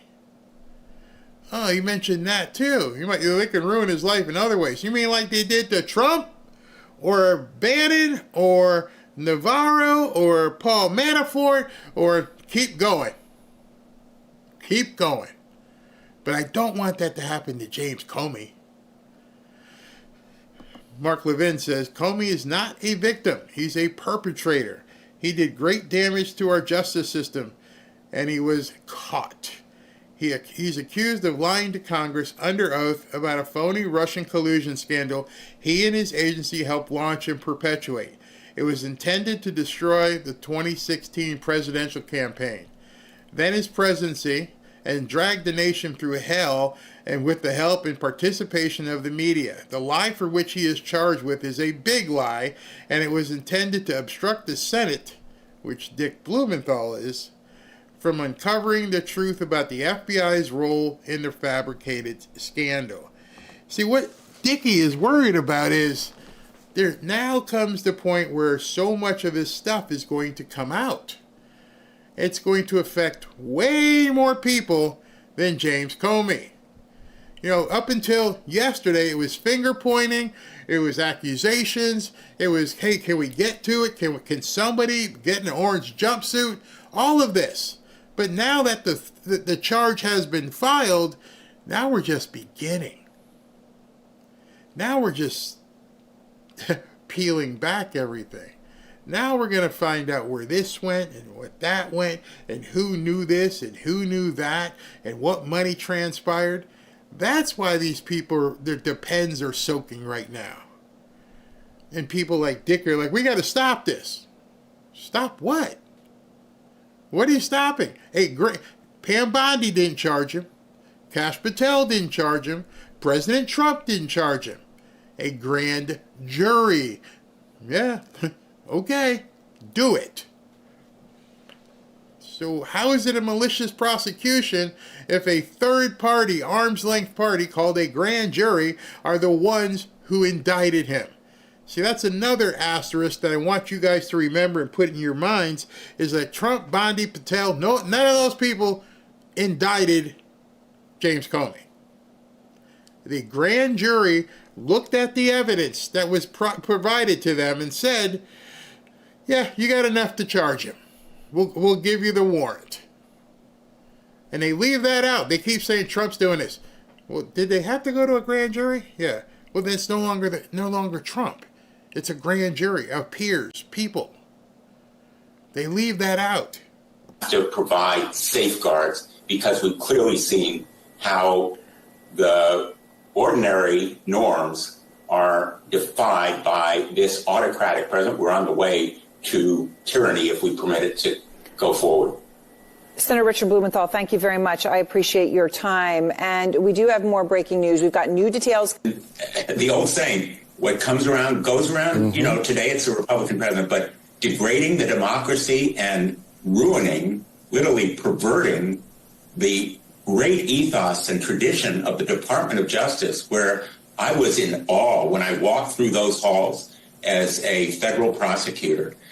I think it's time for Republican colleagues to say enough is enough, and we are going to push them and do it hard on the Senate floor, privately, in the Judiciary Committee. Charges in so he's putting a full court press on all the Republicans to stop this. I dare Republicans to step in front of this firing squad. What tells me is they're going to begin calling all the chips in. And so now we're going to see who owes who. Now we're going to see some people raise their ugly head and let us know, I wasn't really all about this MAGA stuff. And I'm not down with, us arresting our opponents. Watch for them. These are the ones who took the silver. They're gonna come out. Watch for them. And then call them out as soon as you see it. He just said, I'm going to go reach out to my... Still not telling us what you're going to do. You can't do anything. You can't go to anybody and say, please don't charge him. We're telling you you can't charge him. No, he's already been charged. So what are you hoping to do with these Republicans that you're going to go to? Well, more than likely, stop it from spreading. We can't let this keep happening. Too many of us are going to be exposed. We took the money. We looked the other way. You know you did it. That's sheer panic. That is widespread panic, and I'm not talking about the band. Will Chamberlain wrote, we just went through 4 years of BS indictment after BS indictment. A number of my friends were indicted on obviously frivolous charges as the MSNBC legal hyenas cheered them on. Now Comey is indicted on the most straightforward crime imaginable. You lied. It's not a very hard thing to see. It's the same thing as the whole mortgage fraud. It's going to be tough proving mortgage fraud. No, it's not. I got the document. It's going to be hard getting a conviction on lying. Oh, really? Ask that to some mob bosses. Excuse me. It cracks me up when they say this stuff. Hey, did you? I got the transcript. Did you say this? Yes. All right, thank you. You sure this is what you meant? Yeah, okay, thank you. No more questions. Hey, bring out the fish. Did he lie? Yeah, he lied. It's cut and dry. I don't need any other evidence. Crazy. They're calling the greatest abuse in the history of the Department of Justice, but they are doing so without even analyzing the crime, which has the simplest elements imaginable. Did Comey lie under oath about whether or not he leaked sensitive information to the press? You see, here's the problem. They are now putting degrees of criminality. He lied, but it's not that big of a lie. She committed mortgage fraud, but it's not that big deal of mortgage fraud. Once you started seeing that with Letitia James and Lisa Cook, where people are like, it wasn't that bad. Oh, there's different degrees of being pregnant. I got it now. She's a little bit pregnant. I'm not full-blown pregnant. She's a little bit pregnant. And what they're trying to do is do baby removal on crimes. They're trying to say, let's go ahead and just end it. Well, unfortunately for them, it doesn't work that way so far. It's very simple. He said he didn't cache the classified intelligence that says he very much did. Bingo, bango, boom. Comey will have a chance to contest the classified intelligence, but there's obviously a prima facie case, meaning there's enough evidence to move forward, and there's nothing novel about the charge except for the fact that the defendant is a former FBI director. And sure, in the first Trump administration, this charge probably wouldn't have gotten him indicted. Nope. Trump was being nice in the first term. He had Hillary dead to rights on mishandling classified info. And decided that his DOJ should let it go. But the Biden DOJ, Tish James, Alvin Bragg, Fani Willis, the MSNBC legal harpies, they threw away jurisprudence and indicted Trump 4 times in 4 different jurisdictions in a little over 4 months, after he was already a declared presidential candidate. We aren't idiots. You've discarded prudence, and so now we're going to indict the prosecutable crimes against those who participated in the lawfare against President Trump, and we may not convict them all. Juries are indeed juries, but bet that we will convict some. See, some people are going to be able to get a chair before the music stops. Inevitably, somebody's going to walk, but some are going to go away. And right now, they're freaking out because they don't know who's got the crosshairs on them. They don't even know who's next.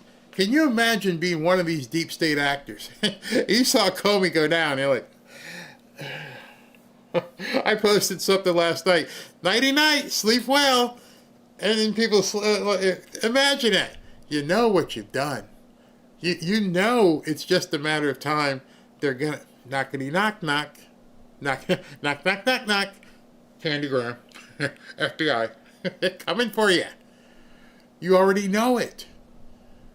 And your only hope at this point is the media? Good luck. In history. I think we all need to mark this day, September 25th. It's a major milestone on America's transition from a fully free to a less free country. And I think that what you just remarked about George Soros is so important because, look, I think the tendency of some of the excellent reporting that we've heard over the past 20 minutes has been to offer viewers a little bit of comfort.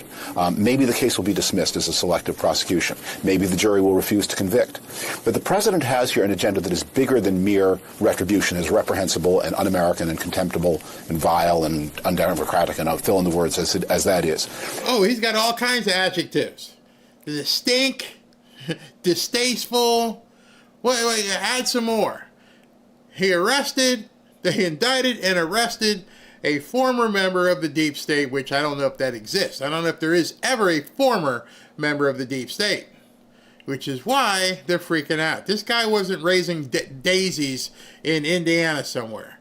He was still a part of it. He was a foot soldier. And they're freaking out because it's so distasteful. Was a crime committed? If a crime wasn't committed, he will walk free.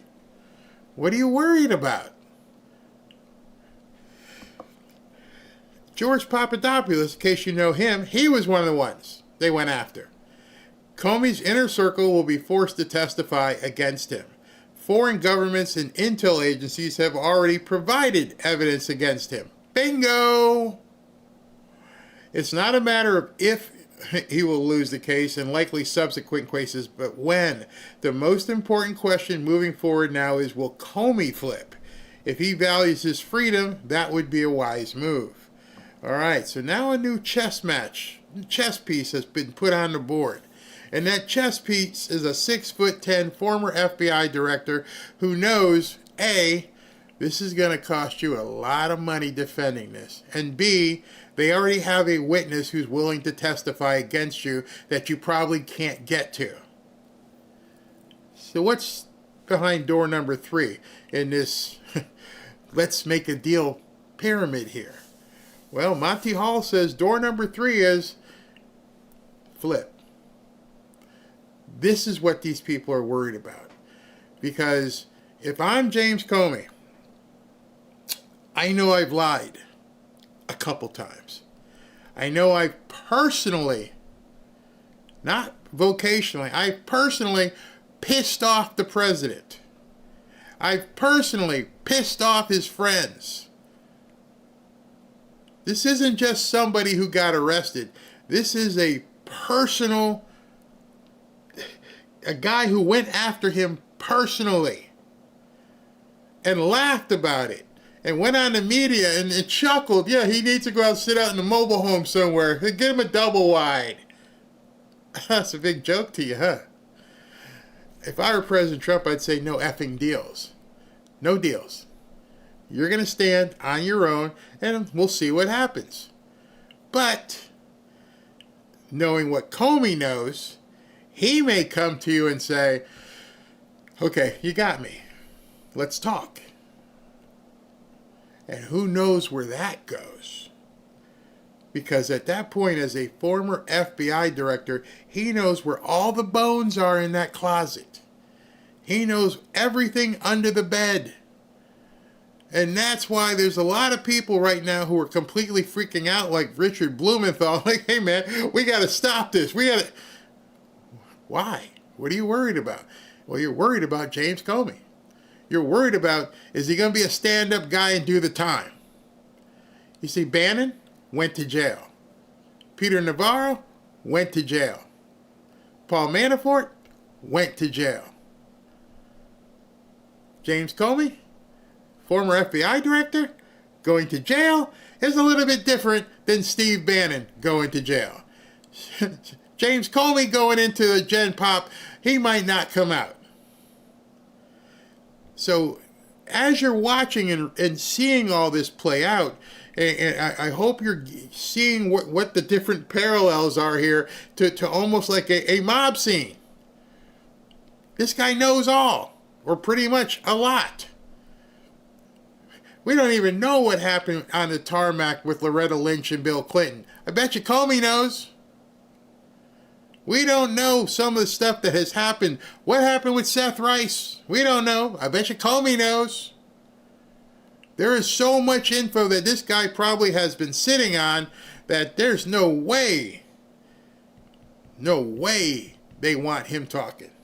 After the shooting of Charlie Kirk, that heinous crime, the president went on national television and he said what he wants to do next, and that is attack the fundraising of the Democratic Party by using the prosecution mechanism.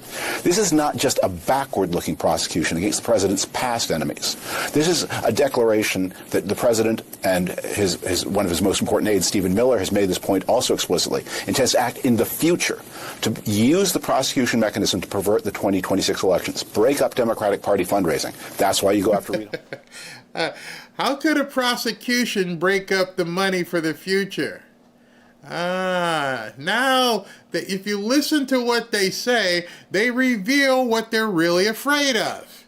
They don't give a shit about Comey. Go sit in jail. You're messing with my money. Why would that even come up in a conversation? Why is Gavin Newsom out there saying there won't be a 2028 election? Why is Trump saying all of a sudden he's going to go after Soros? The fundraising. Reid Hoffman.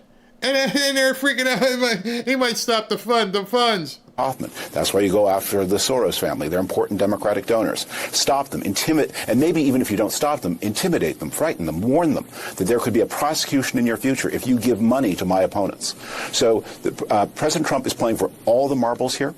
And the various forms of consolation that we have, maybe that Pam Bondi feels a little bad about her actions here. Pam Bondi should have walked out of the building. They still think they're dealing with the former Trump administration, with, what's his name? You know who I'm talking about, the other AG from before, and Bill Barr. They should just quit. Sessions, that's his name, Sessions. Just walk away, please. Because the money might stop. Now, let me tell you about the money in a second here. She's already disgraced herself by the fact that she's on the job tonight is a disgrace and an indication of who she is and what she is. But more is coming if the president can have his way, and the 2026 elections are in grave danger, and this is one of the mechanisms, along with deploying police on the streets of cities, to make sure that the elections are not free and not fair so that Trump has a chance. Rebecca, do you agree Thursday, September 25th, 2025, a day in history because of this Comey indictment? Yeah, look. So that's it. What you're seeing right now is abject panic because the money might stop. Now you're seeing the real reason. Now you're seeing everything elevate to the media and all the acolytes around it because it's all about the ducats. And President Trump is turning off the spigot and not going to allow them to have the big slush funds they used to have. That's what they're worried about. It's not about Comey. They don't give a crap about Comey. I'm telling you right now, they don't care about Comey. They care about the machine. The machine must survive. And if the machine can't survive, that means they don't survive. It ain't nothing to do with Comey. Lock him up. I don't care. But you're taking all of our different pillars and chopping them down. Why don't you understand exactly what has happened? Trump knew that the only power the Dems had left in D.C. was in the Senate with the filibuster. He knew they would try to use the filibuster to get their funding for the newcomers, the NGOs, and their pet projects. That's why he fully funded everything he needed for his MAGA agenda in the One Big Beautiful Bill. They never saw this coming. With the passage of the One Big Beautiful Bill, I want you to concentrate right here. With the passage of the One Big Beautiful Bill, it doesn't matter if they shut down the government. He doesn't care. His agenda is already fully funded.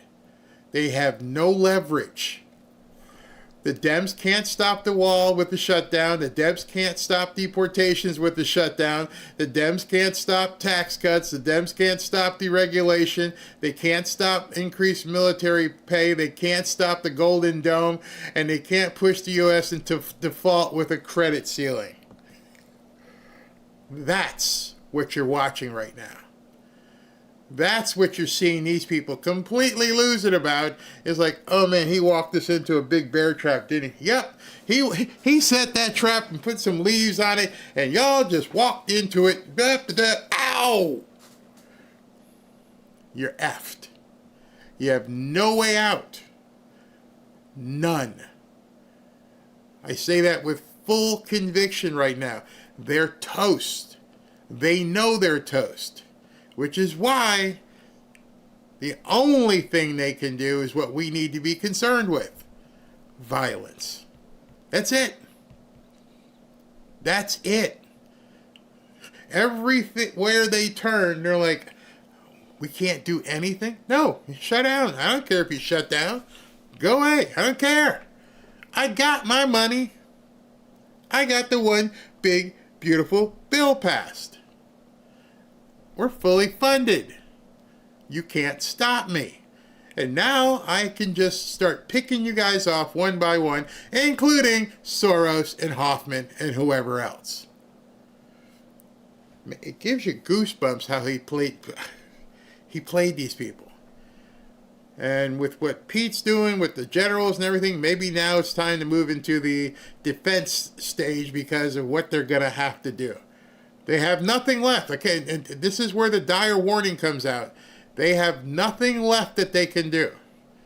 They can only lash out. Crazy, isn't it? Yeah. Let me take a second. My light here is beeping, and we'll get back to it. I've got to talk to you about the Red Watch.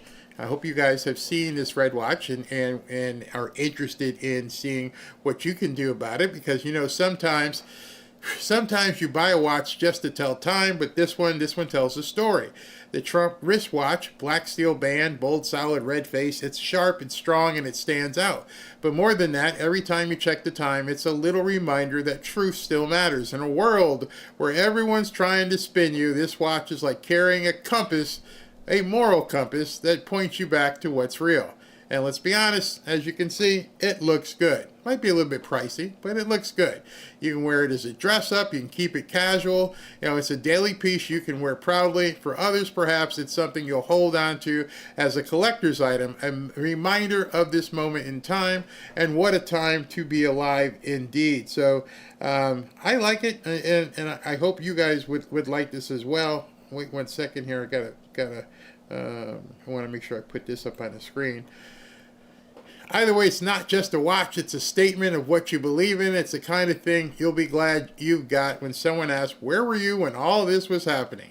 You can just point to your wrist and say, right here, keeping track of things. So yeah, sure, it tells the time, but it also tells a story, one that represents the truth, and these days that feels even more valuable. Get yours today at themagaoffers.com/BarryWatch, or click the link in the description below and you'll get a nice discount just for being a loyal viewer of Fanfare. All right, let me take some comments here and see where you guys are with everything, because it's been a while.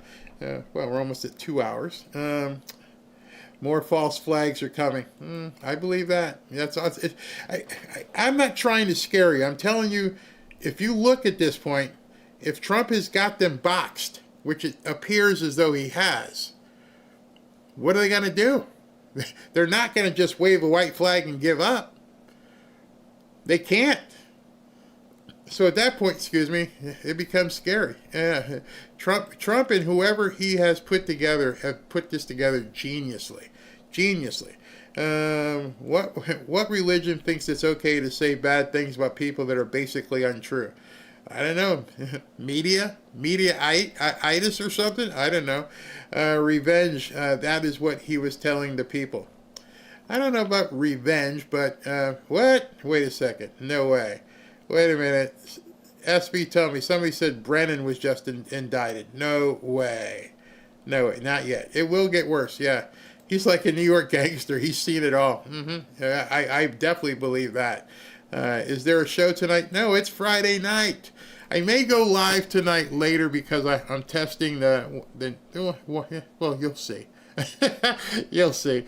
One of the new studio locations. I'm testing that, but we may go. So let's continue before you guys get tired out. I think that we need to recognize that James Comey is the victim of the weaponization of government. I don't like James Comey. James Comey put his finger on the scale to hurt Hillary Clinton's chances of being president in 2016. That is my opinion. So I am anything but an apologist for James Comey. But James Comey is being prosecuted because Donald... By the way, this guy is Mark Elias, who has been the Democrat pitbull attorney who sues everything. He's behind all of the lawfare. He was behind everything with Hillary Clinton. He works in conjunction with Norm Eisen to be a thorn in the wheel and to do everything he possibly can to stop Trump. And how he's been funded, well, I'll leave that to your imagination. But now he's freaking out too. Doesn't like him.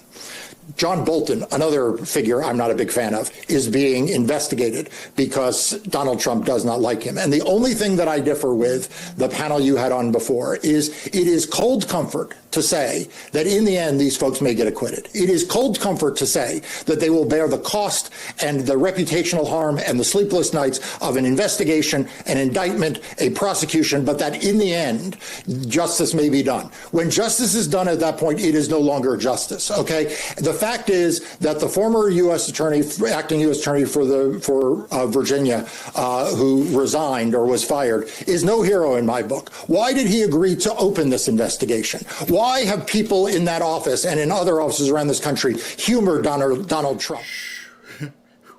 Woosah, bro. Woosah. Wow, man, you're all fired up like it's you.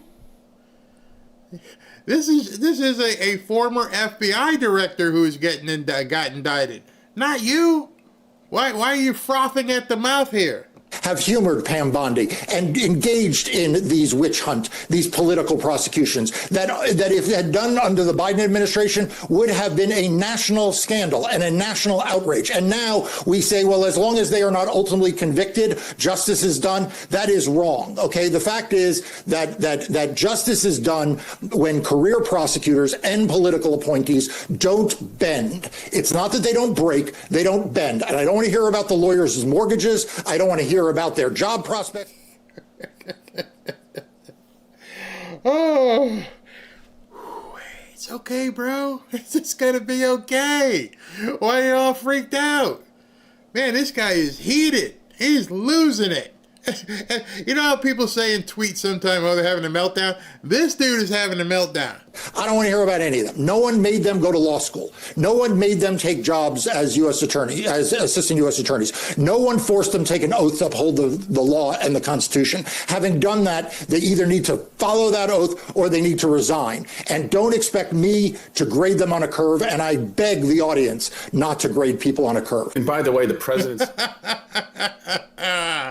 Oh, man, I don't know if there's enough popcorn at the grocery store for what we're going to be seeing over the next couple weeks.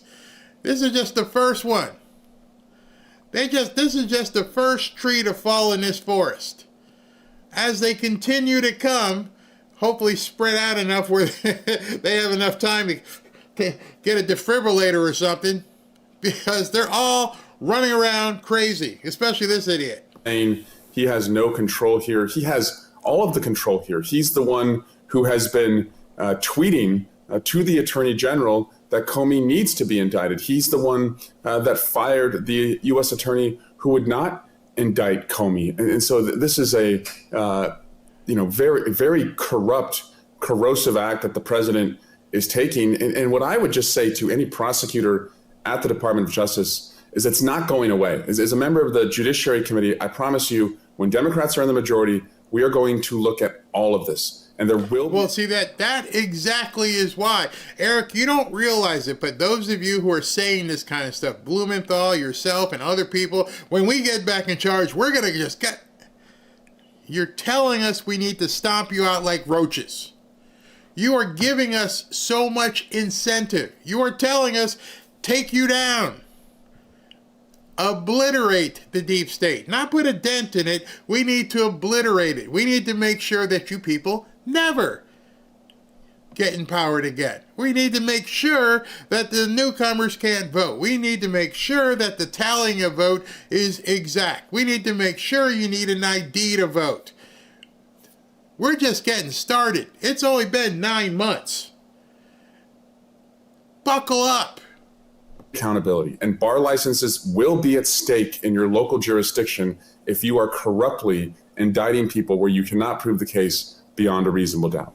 A number of stories are overlapping. Virginia has heard the evidence, and at least a majority of those grand jurors have found that there is at least probable cause. So that's not enough to sustain a conviction, but that is enough to issue the indictment, and that's where we are right now. All right, so the first guy that you've heard thus far who actually said what really happened wasn't Bondi, wasn't Cash, wasn't Trump. The grand jury reviewed what was put in front of them and said, go get him. That's it. Why are y'all freaking out? So obviously somebody reviewed something you haven't reviewed, and they said, yes, there's enough to get a warrant. Now go ahead and do your investigations and everything else and your voir dires and everything you got to do. You may not get a conviction, but we're telling you got enough to get the arrest. That's the answer to all this that they're freaking out about. He's trying to tell people, yeah, it may not get a conviction. We don't know. By the way, are you going to mention the guy behind door number 3, person number 3? Make of the charges, the false statements and the obstruction of justice. Do you expect that the false statements are allegations that he did not testify truthfully before Congress? Based on the reporting, that would be my expectation. What I'm really interested to see is the obstruction just the false statements sort of characterized in another way, or is the obstruction something different? So in other words, you can charge someone as a prosecutor with false statements, and then you can pile on an obstruction charge, basically on the theory that by testifying falsely, you impeded an investigation, you obstructed justice. So I want to see, are they essentially redundant, or is there something different to the obstruction? I don't want to speculate, but there's all sorts of other conduct beyond false statements that could satisfy an obstruction charge. So that's one of the things I'm going to be looking for as soon as we get this indictment in hand. All right. See, I have the indictment in hand. See, they all went off the cliff just by him getting arrested. I'm not really sure what all they got, because how are we going to find out? We don't know what they have. You do now. You do now. There's a stool pigeon. Somebody flipped. Now it's a whole different ball game. Now they're going to have to go to Amazon and get truckloads of Depends. See, right before, I loved it. I was watching this, and they're all like, oh, we don't know, and you're never going to convict. Oh, they got a witness? Yep. None of them wanted to talk about that until the indictments fell, and then they didn't want to talk about it at all. Ellie, stay there. I want to bring in CNN's Jeff Zeleny. Jeff, hugely unprecedented to indict a former FBI director on charges like this by the Justice Department, to say nothing of hugely unprecedented for a president to directly, publicly say, Attorney General, I want this person prosecuted. And just to be clear, I'm just wondering, is it unprecedented to arrest the president? And I wasn't trying to rhyme it, but your precedents, since you're talking about precedent, is your entire audience just completely buffoons? Precedent? I'm pretty sure the precedent got tossed out the window off the Empire State Building when you arrested the highest office holder in the country. If you could put handcuffs and a mugshot on Donald Trump, nobody else matters. Let that be the guiding voice for everything you hear over the next couple weeks. The precedent was indeed set. You indicted a former president, someone who was campaigning for be president again. You indicted him. You all ran it 24/7. How he's gonna go to jail. He got convicted and blah blah blah. You didn't have a problem that the precedent was being set then. What? How can you possibly say unprecedented? That's because your audience is stupid. Here, President Trump wanting a prosecution of James Comey. Does it matter what the charge is, or he just wants his political enemies charged with something? Well, I think to prosecutors it matters. I mean, I don't think that the president is necessarily the closest observer of the criminal law, but I do think that for prosecutors, they realize there has to be a case that they can argue. It bears repeating. You do this, you turn the person you hate into a martyr. You make them bigger than ever. You unite people behind them. Donald Trump understood. So now you're saying that James Comey, who's alive, is a martyr. You're using the term martyr after we just saw someone on the right get his neck blown out and die, and we watch his wife go through hell and his friends and family, and he becomes an actual martyr. And you're using the term martyr for an FBI director who did this to himself. Charlie didn't turn a barrel around on him and shoot himself. James Comey lied, and then he joked about it, and then he went on television and bragged about it. I don't know a single martyr, number one, that's still alive. That's the first criteria. You got to be dead. So you've elevated James Comey to martyr status. Yeah, they're desperate. This in his own political campaign, and yet he's now making Comey a martyr for the rule of law. That will be the first line in his obituary. Here lies James Comey. Heretofore was a martyr because he lied in a Senate hearing. He went down for the cause. That's going to be in his obituary? That's all you'd have to say about James Comey? Like his daughter and wife or whatever would say, James was a great man. He got arrested for perjury. And he got arrested and maybe convicted. He was a great guy. Are you effing kidding me? This is what a national news show is reduced to? Saying that James Comey in his obituary, unless you're giving us a signal, I don't put it past Joe, are you saying that James Comey is about to be, no, taken out? I listen to words people use, and I would never have said his obituary. I don't talk obituary with anybody who I'm talking to. They're alive. Oh, it's going to be the first line in his obituary. Really? He's an FBI director, but that he became a martyr because a president said on social media to an attorney general, go and arrest this guy for the first time in our lifetime. And so now the world... Can we put big boy and big girl pants on? I mean, seriously, I'm older. You're probably older. Do we not think at some point in our 250-year history that some president buzzed in his attorney general and said, go do something here?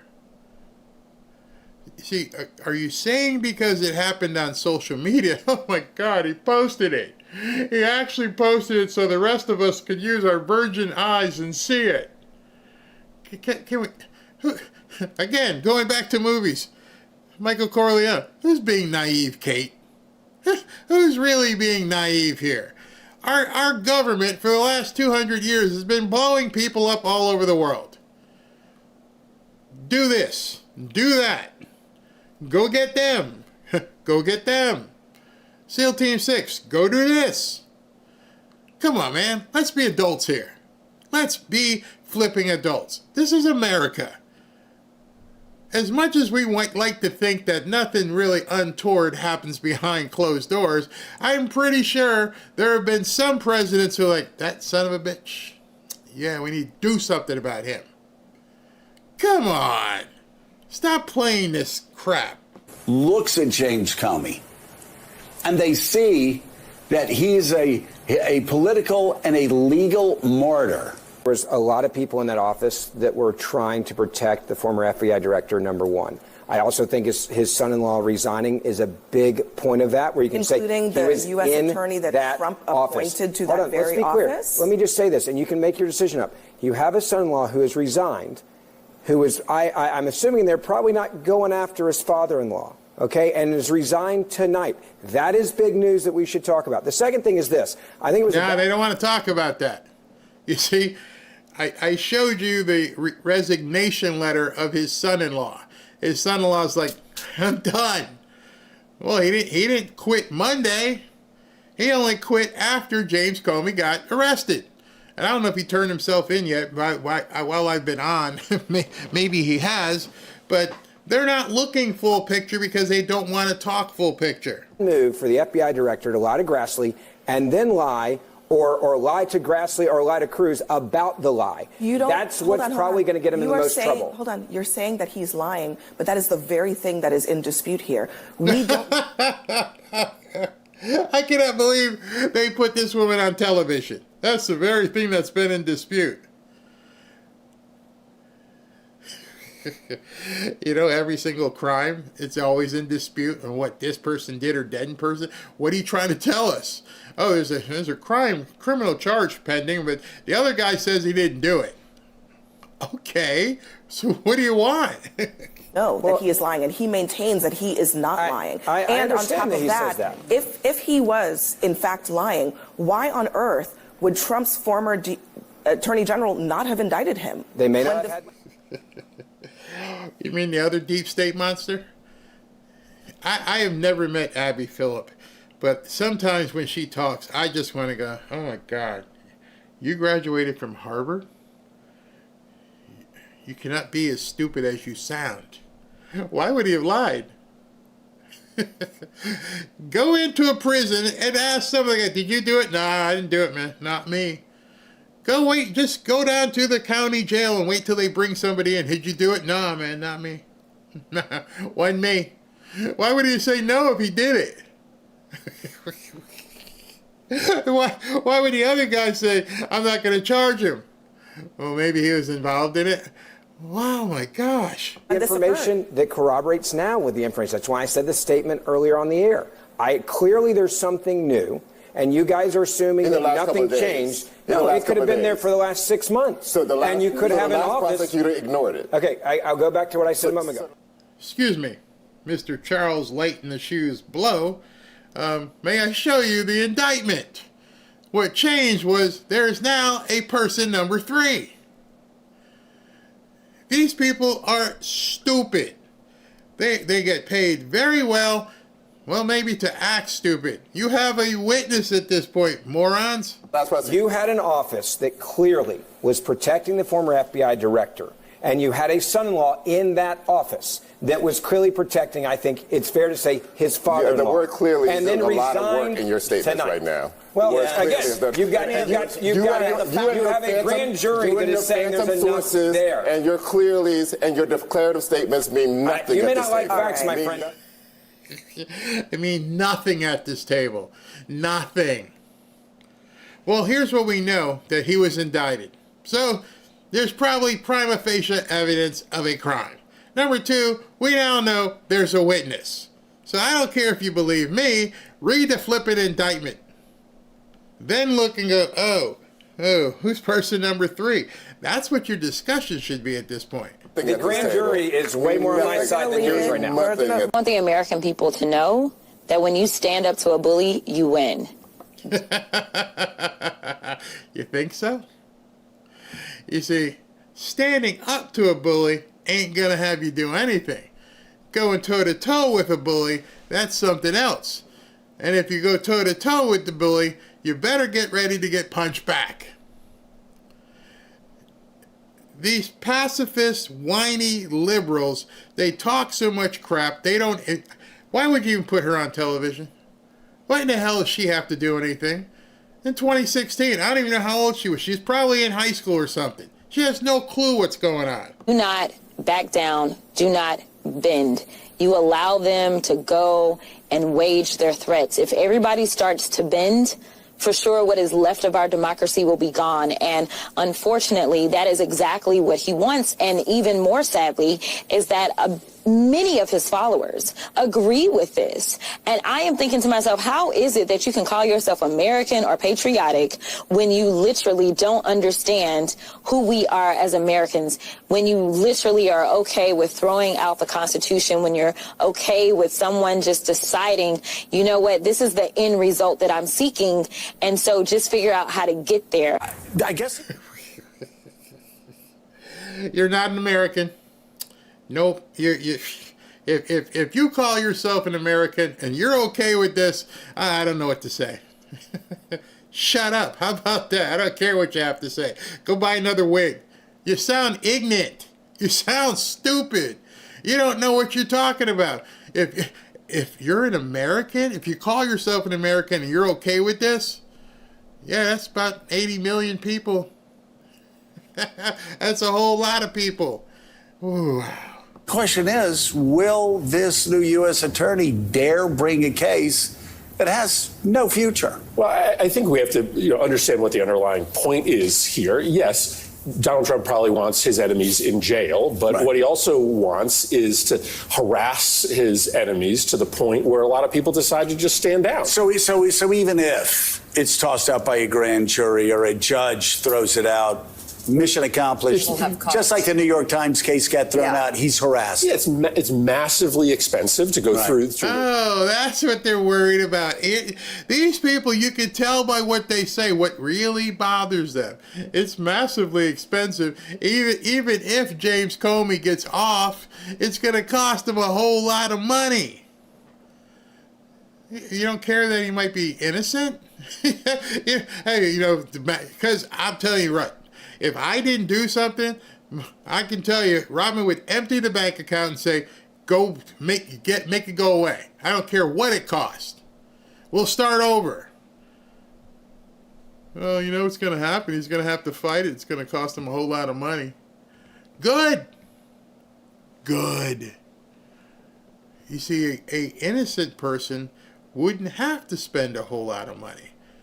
You would just say, that dude, person number 3, is lying. Notice I've played a bunch of clips for you. None of them have mentioned person number 3. Why is that? Through this, if you're James Comey or Letitia James, and he sees what's happening in the corporate community already, folks just deciding to sit on the sidelines. A similar thing is happening with Democratic donors. A lot of folks who used to play.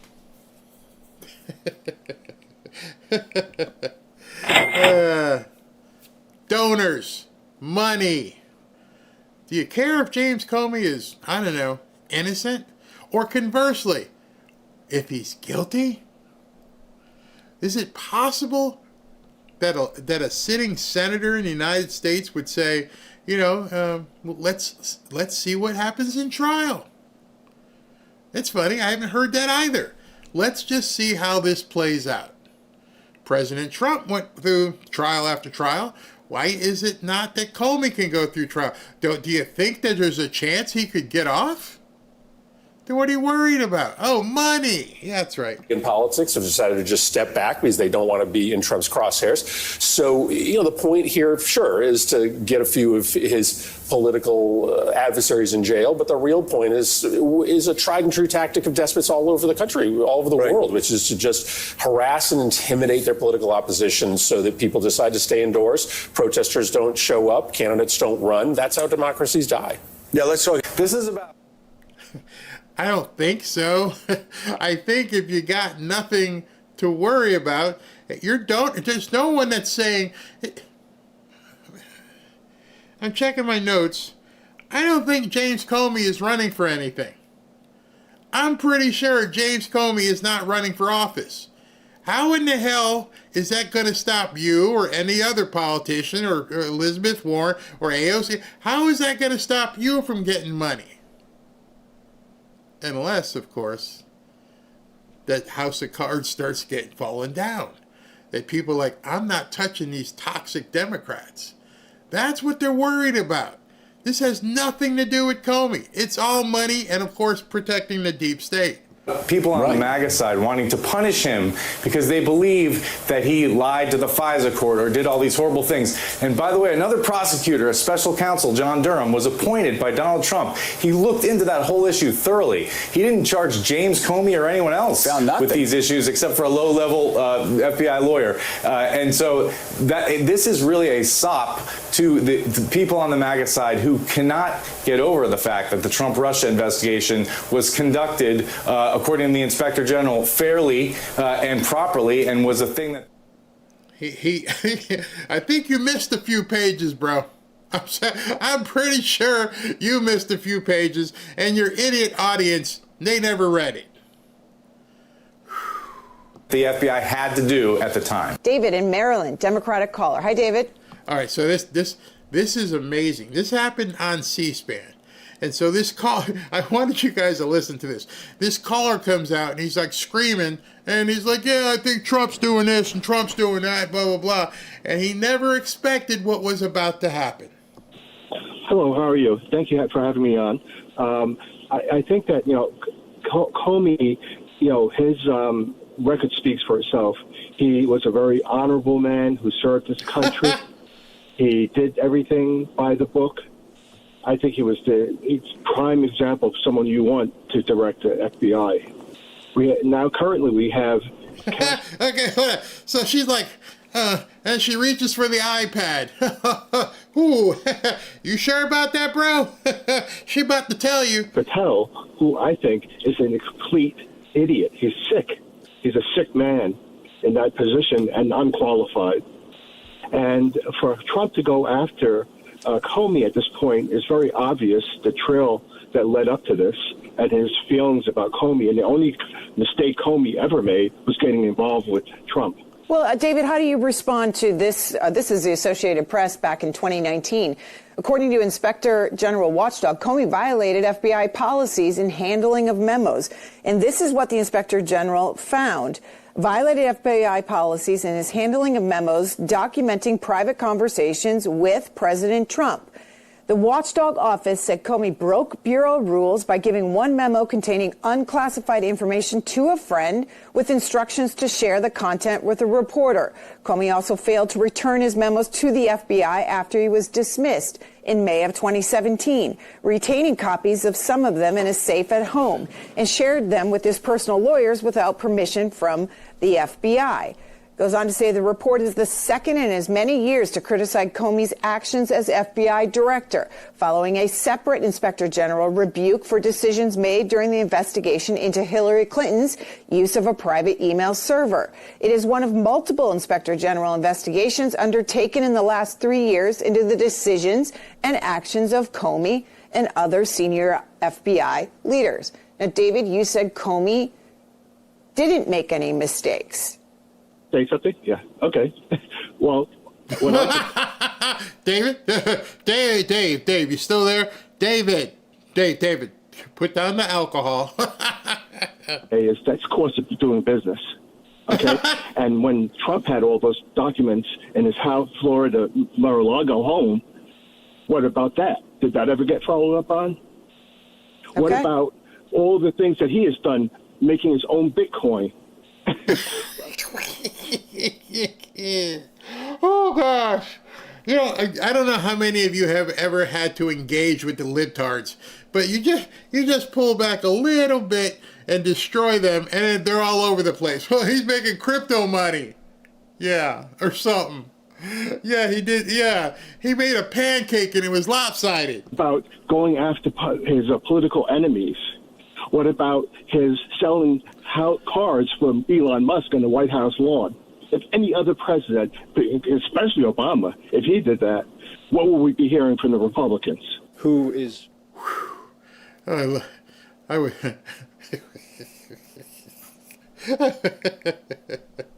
I heard that and I was like, dude brought a spitball straw to a gunfight. Oh my God.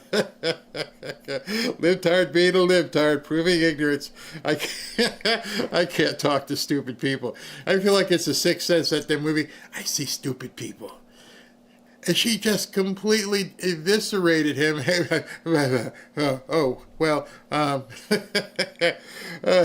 had a big bag of marbles in his mouth. Oh my goodness. Brain damage much. He wasn't. They don't think people are going to come after him like that. Now, I'm getting towards the end here because I want to just tie it up in a nice little bow about, a president never going after his opponents, because no president would ever do that. It's only Donald Trump.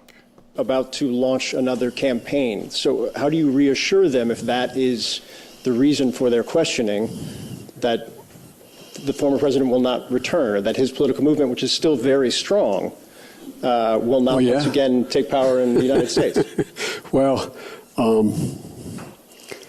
we just have to demonstrate that he will not take power by, if he does run, making sure he, under legitimate efforts of our Constitution, does not become the next president again. What do we have there? We're going to make sure he doesn't become the president again with legitimate constitutional means like lawsuits and Mar-a-Lago raids, and laughed at it. We got something for him. Nobody covers that. Nobody wants you to see this kind of information. It's absolutely insane. Democrats will say this is so-called retribution that they have been warning about since Trump took back the White House. Trump will tell the American people he's just upholding the rule of law. Again, that rule of law thing keeps coming back. For example, who else has used rule of law before? Well, it is the exact same thing James Comey said when Donald Trump was indicted back in 2023. June 9th. Boy, these people don't realize the internet is forever. It's right there. You said the exact same thing.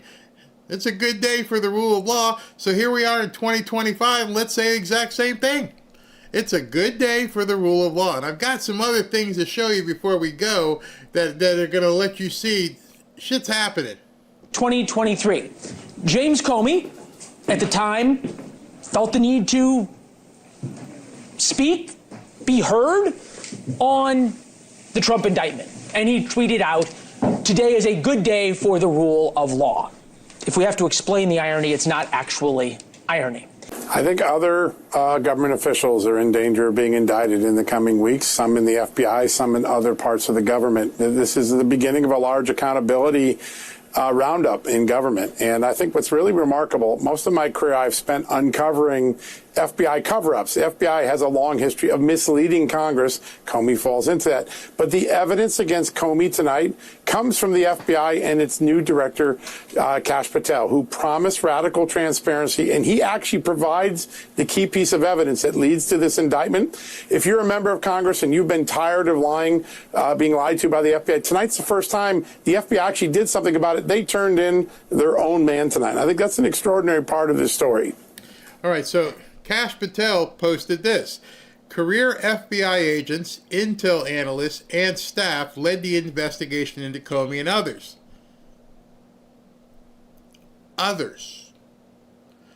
You see, I don't know how many people saw this because this was, early this morning, 6 or 7 o'clock in the morning. And as soon as I saw it, I was like, oh, and others. They called the balls and strikes and will continue to do so. The wildly false accusations attacking this FBI for the politicization of law enforcement comes from the same bankrupt media that sold the world on Russiagate. It's hypocrisy on steroids. Their baseless objections tell us now more than ever that we are precisely over the target and will remain on a mission until completion. Thank you to the brave FBI team. Mission first. And others. Which means we got to the point in the program today where now you need to understand it ain't over.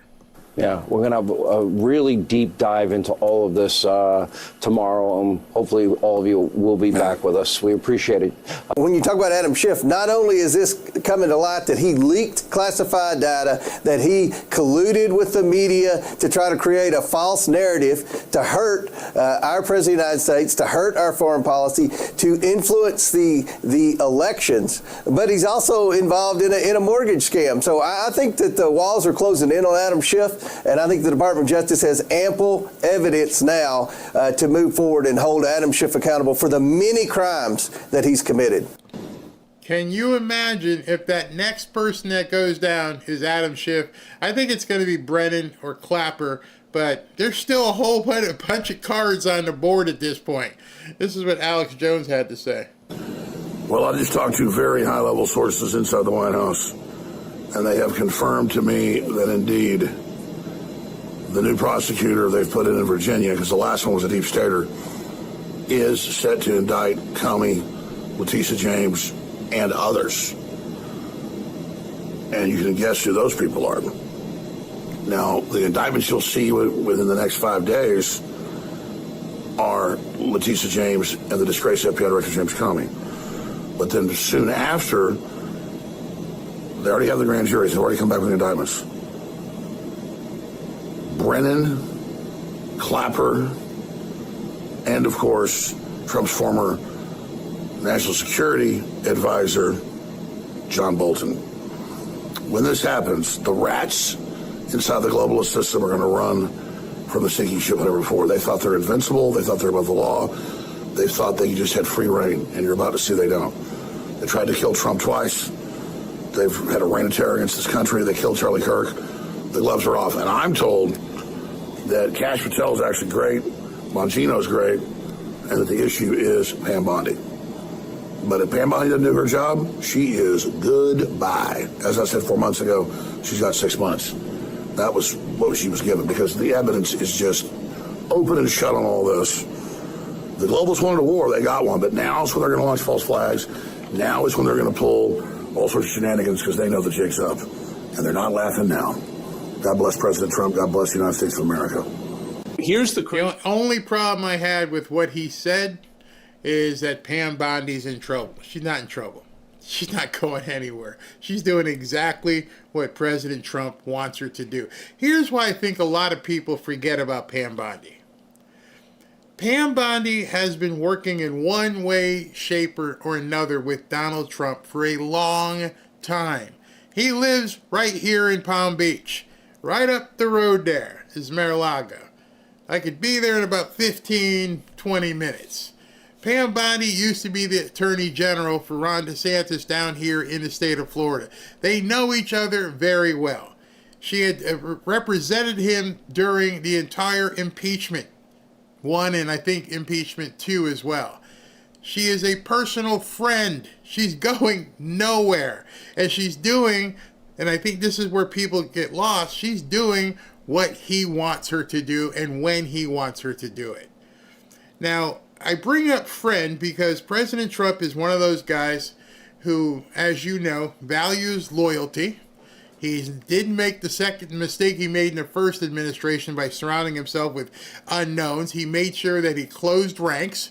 For the most part, he's got people around him who believe in him that he believes in as well. And I found something very interesting I wanted to show you, because there was somebody who used to be on that inner circle. And he showed up on a Libnut podcast, and what he says should really, really give you an idea as to what's coming. Thing.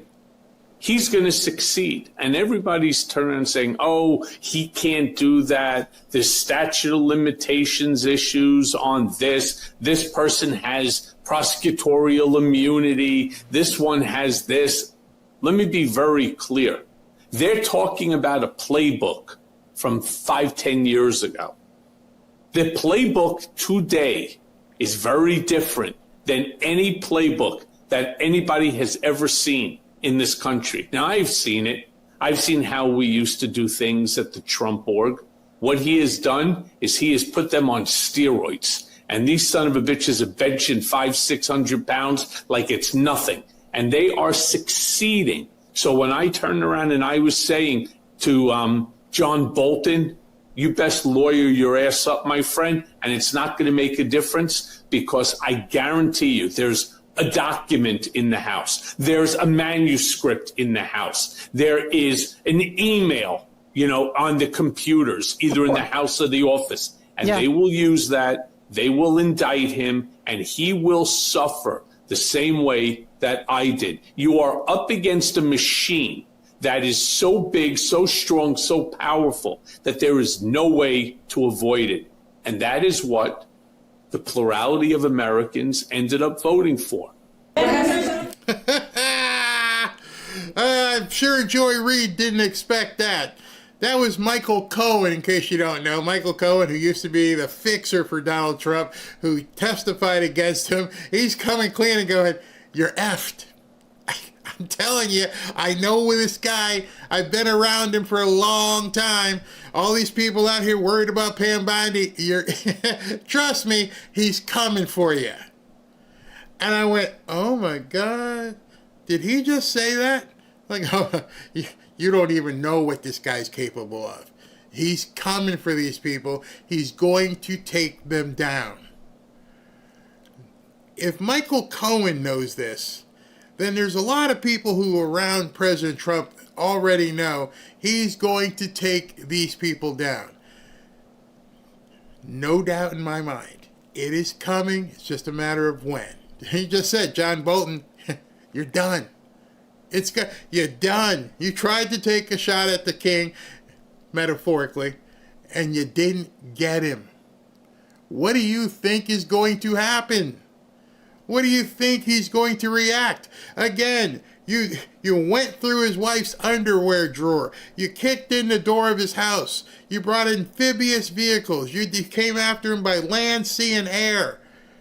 You put him through months and months and months of trials in various jurisdictions. You took a shot at him. And you think he just went, it's okay. It's all right. Don't worry about it. No. Well, I hope you're not that stupid. And God, hope these people aren't that stupid. Because I want to show you something yesterday. I think it was yesterday. It went kind of through, and many people may not have realized, why did he sign this?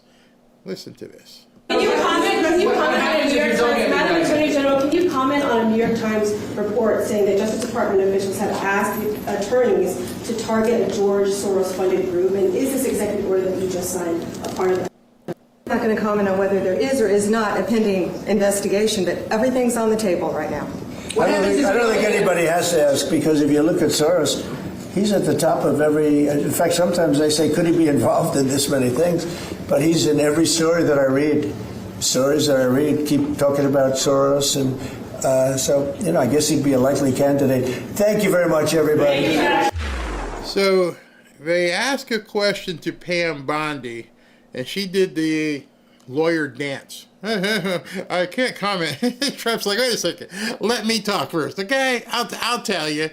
Everything's on the table, and we might be coming for him. Now, people may have said, oh, wow, why would he have signed the death penalty into law? Okay, well, look at this. It says, here we go.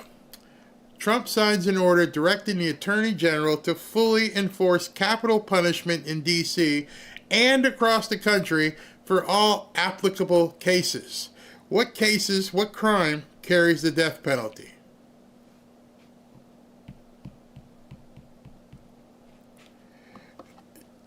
Follow the breadcrumbs.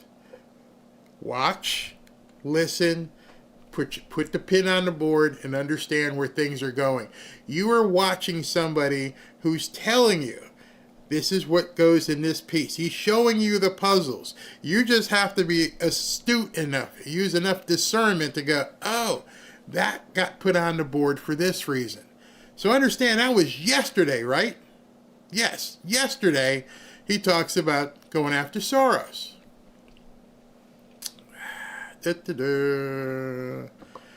George Soros' right-hand man, Howard Rubin, has been arrested for running a ring out of a penthouse turned BDSM dungeon.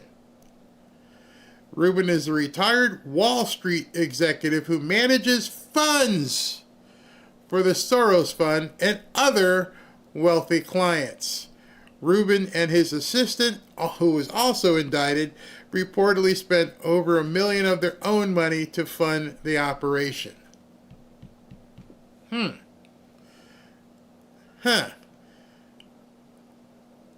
Interesting.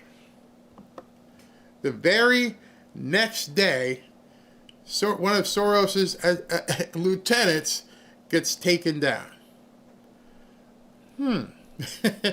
Interesting. Interesting. Just watch and put things together that, you know, we didn't know yesterday, but now Soros's right-hand man goes down.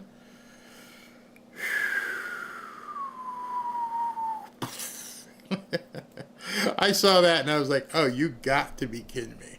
If we are not watching the Nessun Dorma part of things actually happen in real time, I don't know what else I can tell you. I've gone long on my show today. Usually Friday I do one show, but I had so much to cover because I was realizing as I was watching it, nobody else was covering it. I didn't hear one person talk about person number 3. I'm like, how are they leaving out that most vital of information? Telling people there's somebody who's flipped on Comey. Unbelievable. A couple other things I want to show you in closing here. This is breaking. The White House is ready to start the mass firings if the government shuts down. This is exactly what I want to happen. If you think the government should shut down so more bureaucrats lose their job, like and share this to send a message to Russ Vought. All of this is happening at the same time. I did see something where President Trump just got back home from the golf tournament, so he is back in Washington, D.C., but they are absolutely... wait a second. I got to download this. Here comes Ken Delaney in again. It's all falling apart. Oh, my gosh. Wait till you guys hear this one. Oh, my goodness. Oh, boy, oh, boy, oh, boy. It's all falling apart. Hold on. I'm coming.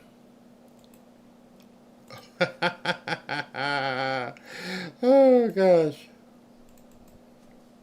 Feel like they have to leave because they see no way to preserve that dignity that you so eloquently described, Katie. And props to you for playing Frank Church on a Friday afternoon. That's great tape. All the public should see that stuff. As a person who covered the intelligence community for a long time. But the post-Watergate norm that we're really talking about here did not emanate from the Church Committee, but it was of that time and of that ethos. And it couldn't have been established in law because the Justice Department is part of the executive branch. So you can't pass a law saying that the Justice Department is independent from the president on criminal law decisions. So they established that as a norm. And part of the way that norm was enforced is a sense of shame, a sense that if it was revealed that that norm was violated, it would be front page news in the New York Times and it would lead cable news and people would be embarrassed and there would be a scandal and Congress would investigate. And that's happened a few times over the years. That is all out the window now. There is no shame in the Trump administration. And in fact, they quite deliberately have shattered this norm. And Donald Trump has said many times that he is the chief law enforcement officer and he believes that he can order the Justice Department to do whatever he wants. Interestingly, though, he's also along the way tried to suggest that he's removed from it and it's not up to him because even he wants to preserve the notion that he is not pulling the strings here. Although when he put that post on Truth Social demanding that James Comey and others be prosecuted, that kind of lifted the veil a little bit.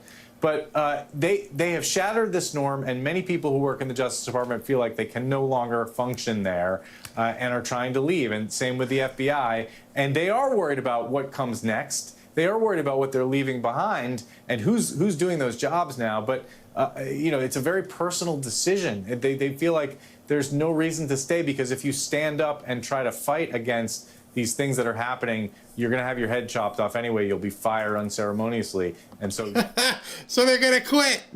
The rats are going to jump the ship because they're in deep, deep trouble. The thing I told you about Soros's buddy has now hit the big wires, not just on Twitter. I wanted to show it to you so you guys can actually see it is actually happening. It says here, famed money manager Howard Rubin was arrested in Connecticut on charges of that and transporting women across state lines for commercial. Rubin is accused of participating in the acts as well, with the women in luxury hotels and later a rented penthouse in Manhattan that was converted into the so-called dungeon. His personal assistant, wow, that sounds a lot like that other guy, was also arrested and charged in the case. And there is the scumbag right there. He just went down. Famed former Solomon Brothers bond trader and his former personal assistant were arrested Friday morning. Rubin, 70, participated in the acts. Oh, good gosh, what a scumbag.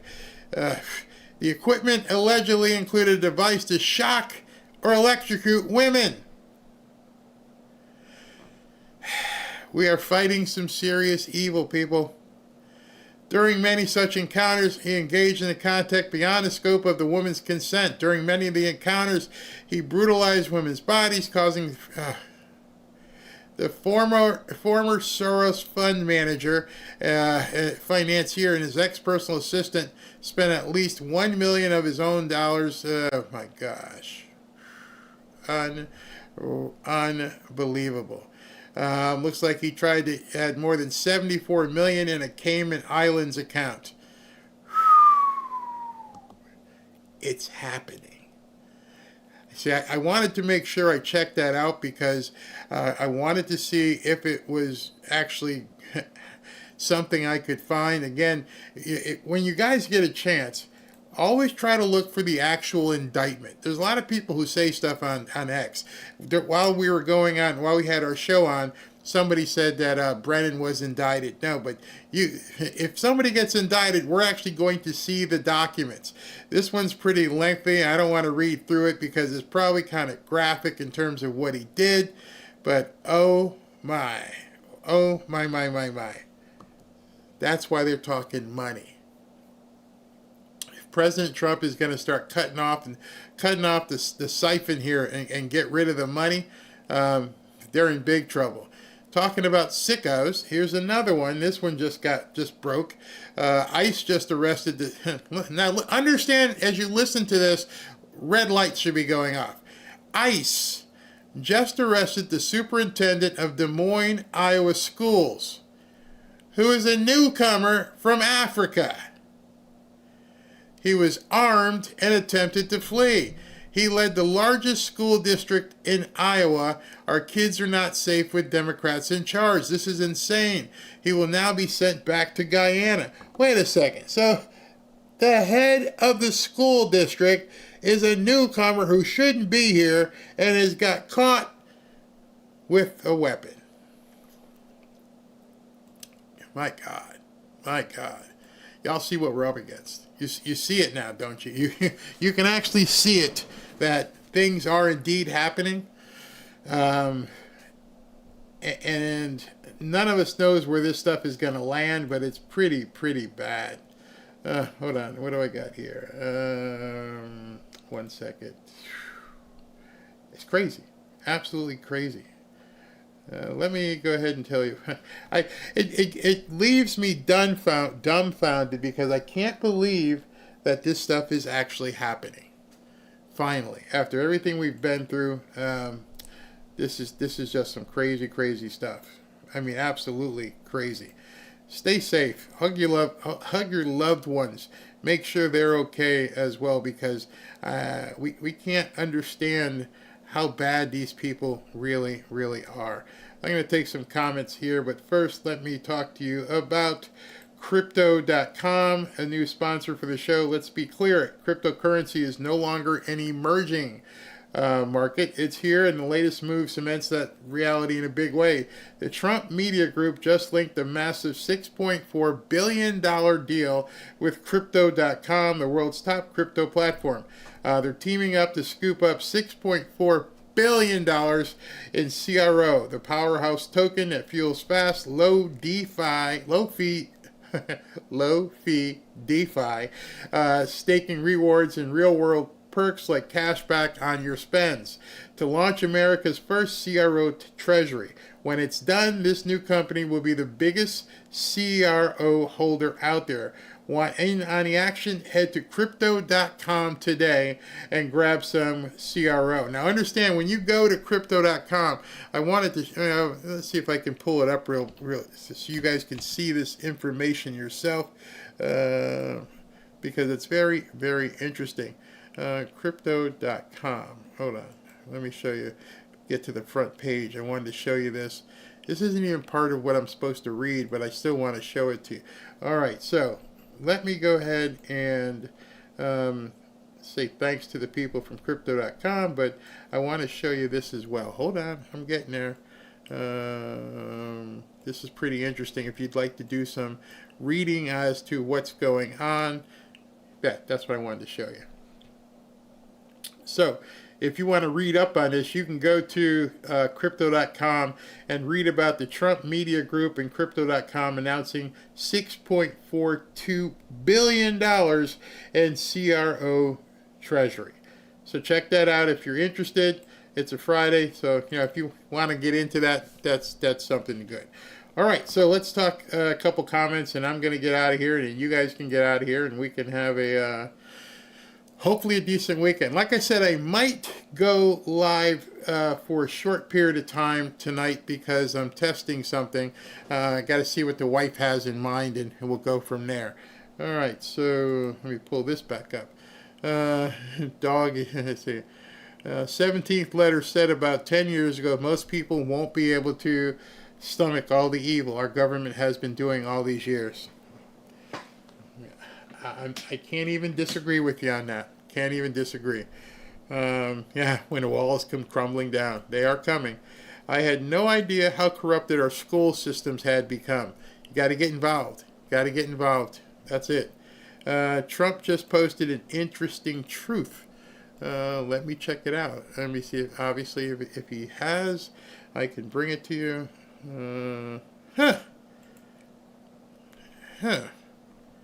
What does he mean by this? You're right. It's interesting, all right. I told you the other day that there are all kinds of comms flying around. Comms, communications. Who's this intended for? So I'm gonna read this to you that your president just posted, and I have no way of knowing what in the hell he's talking about here, but. I've been asked by many people about the life and times of Amelia Earhart, such an interesting story, and what I consider declassifying and releasing everything about her, in particular, her last fatal flight. She was an aviation pioneer, the first woman to fly solo across the Atlantic Ocean, and achieved many other aviation firsts. She disappeared in the South Pacific while trying to become the first woman to fly around the world. Amelia made it almost 3/4 away around the world before she suddenly and without notice vanished and was never seen again. Her disappearance almost 90 years ago has captivated millions. I am ordering my administration to declassify and release all government records related to Amelia Earhart, her final trip, and everything else about her.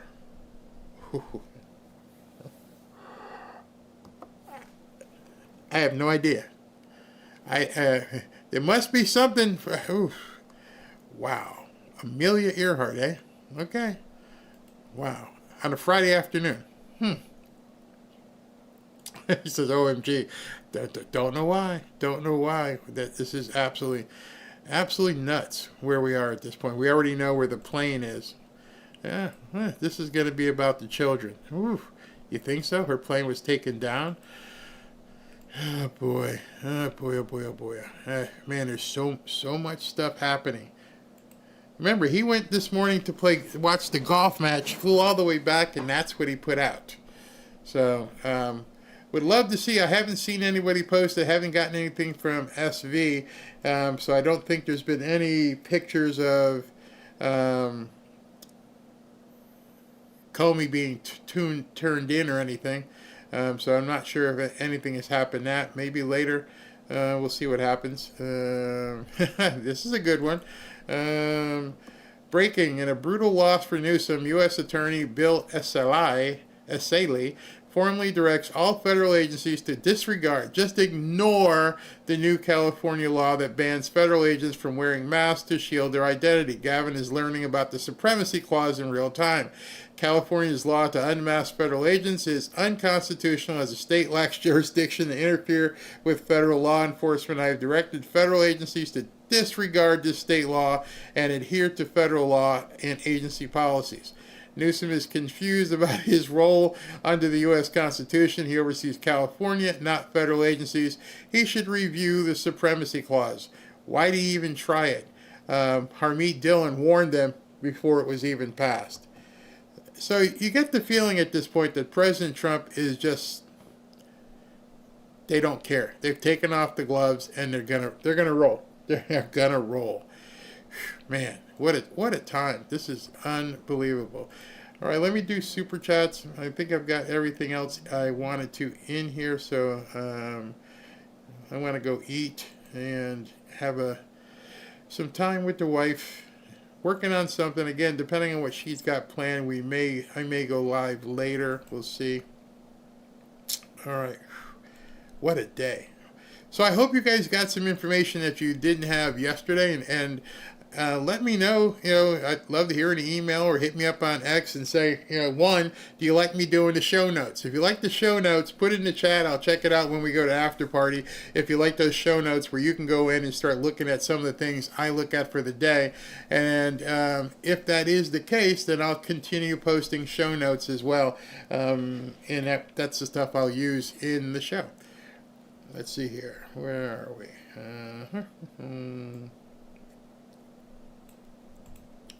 Okay.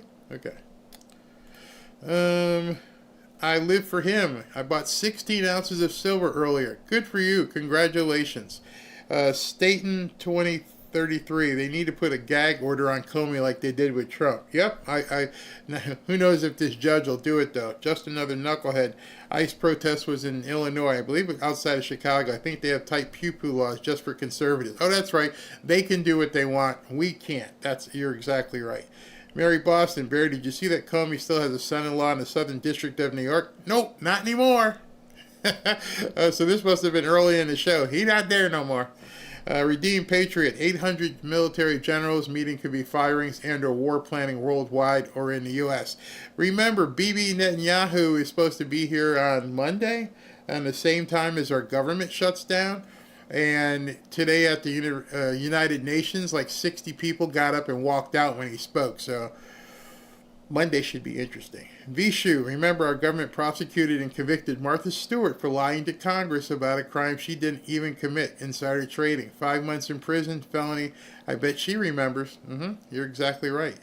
Beverly Litton, John Cornyn is a traitorous rhino. Women's funding 9 top TV ads against Kevin Paxton and pro-Cornyn. Whose funding knows? We got to dig into a lot of this funding stuff.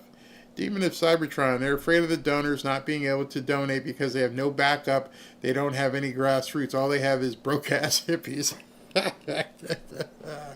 Jeanette Berry, one leads to another and another, and another leads to many. Get ready, Patriots. Boom! San Wu, I am your warrior, I am your justice, and for those who have been wronged and betrayed, I am your retribution. I will totally obliterate the deep state. That's what he said.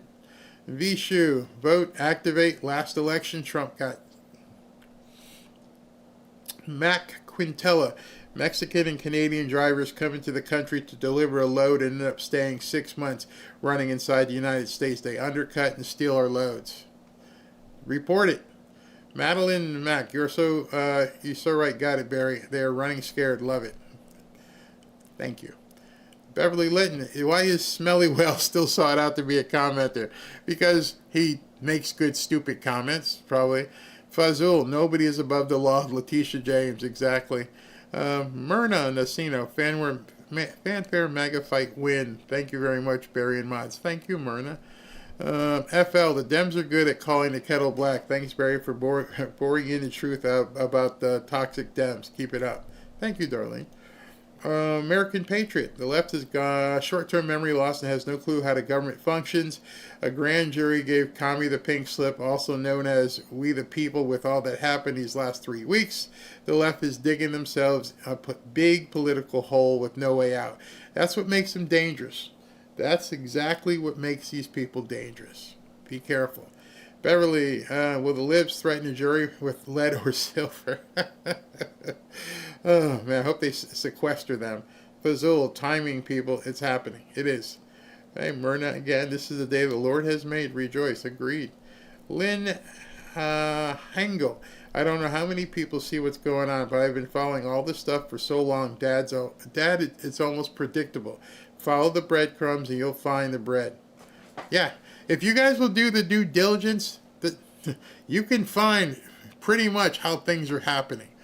Penny Quarter, the FBI even had an order to use deadly force against President Trump at Mar-a-Lago on the documents case. It didn't work. Then along comes the assassination attempt in Butler. Yep. Buddy Sanders, as a Marine caught with his Chinese spy girl, I would have went to Leavenworth. You damn right. Yeah, you would have. All right, everybody, have a good weekend. Like I said, I may do a test tonight, depending on if I have time or whatever the wife has. But if not, if I don't go live tonight, you'll see me tomorrow. And if I do go live tonight, bear with me, because I don't know if everything is working the way it should be, so things might break or something. But I might try. It's 5 o'clock. I might try if I have some time. All right, talk to you guys tomorrow if I don't. All right? All right.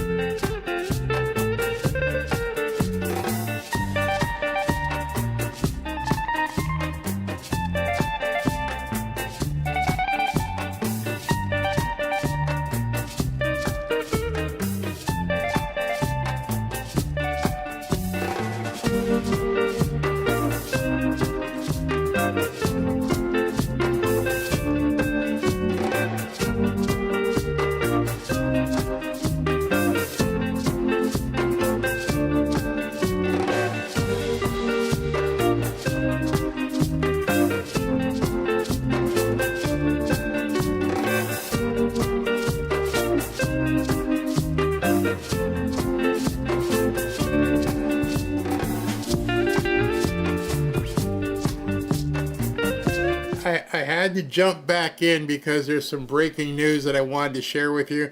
It's some huge breaking news. Pam Bondi is now at 36-0. The Supreme Court just said that they ruled 6-3 that Trump can indeed pull the $4 billion in foreign aid via pocket rescission. That gives Trump much more runway to pull billions more in foreign aid funds unilaterally.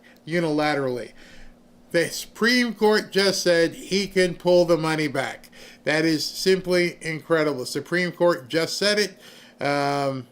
It's all I can say. It's just more and more of this stuff.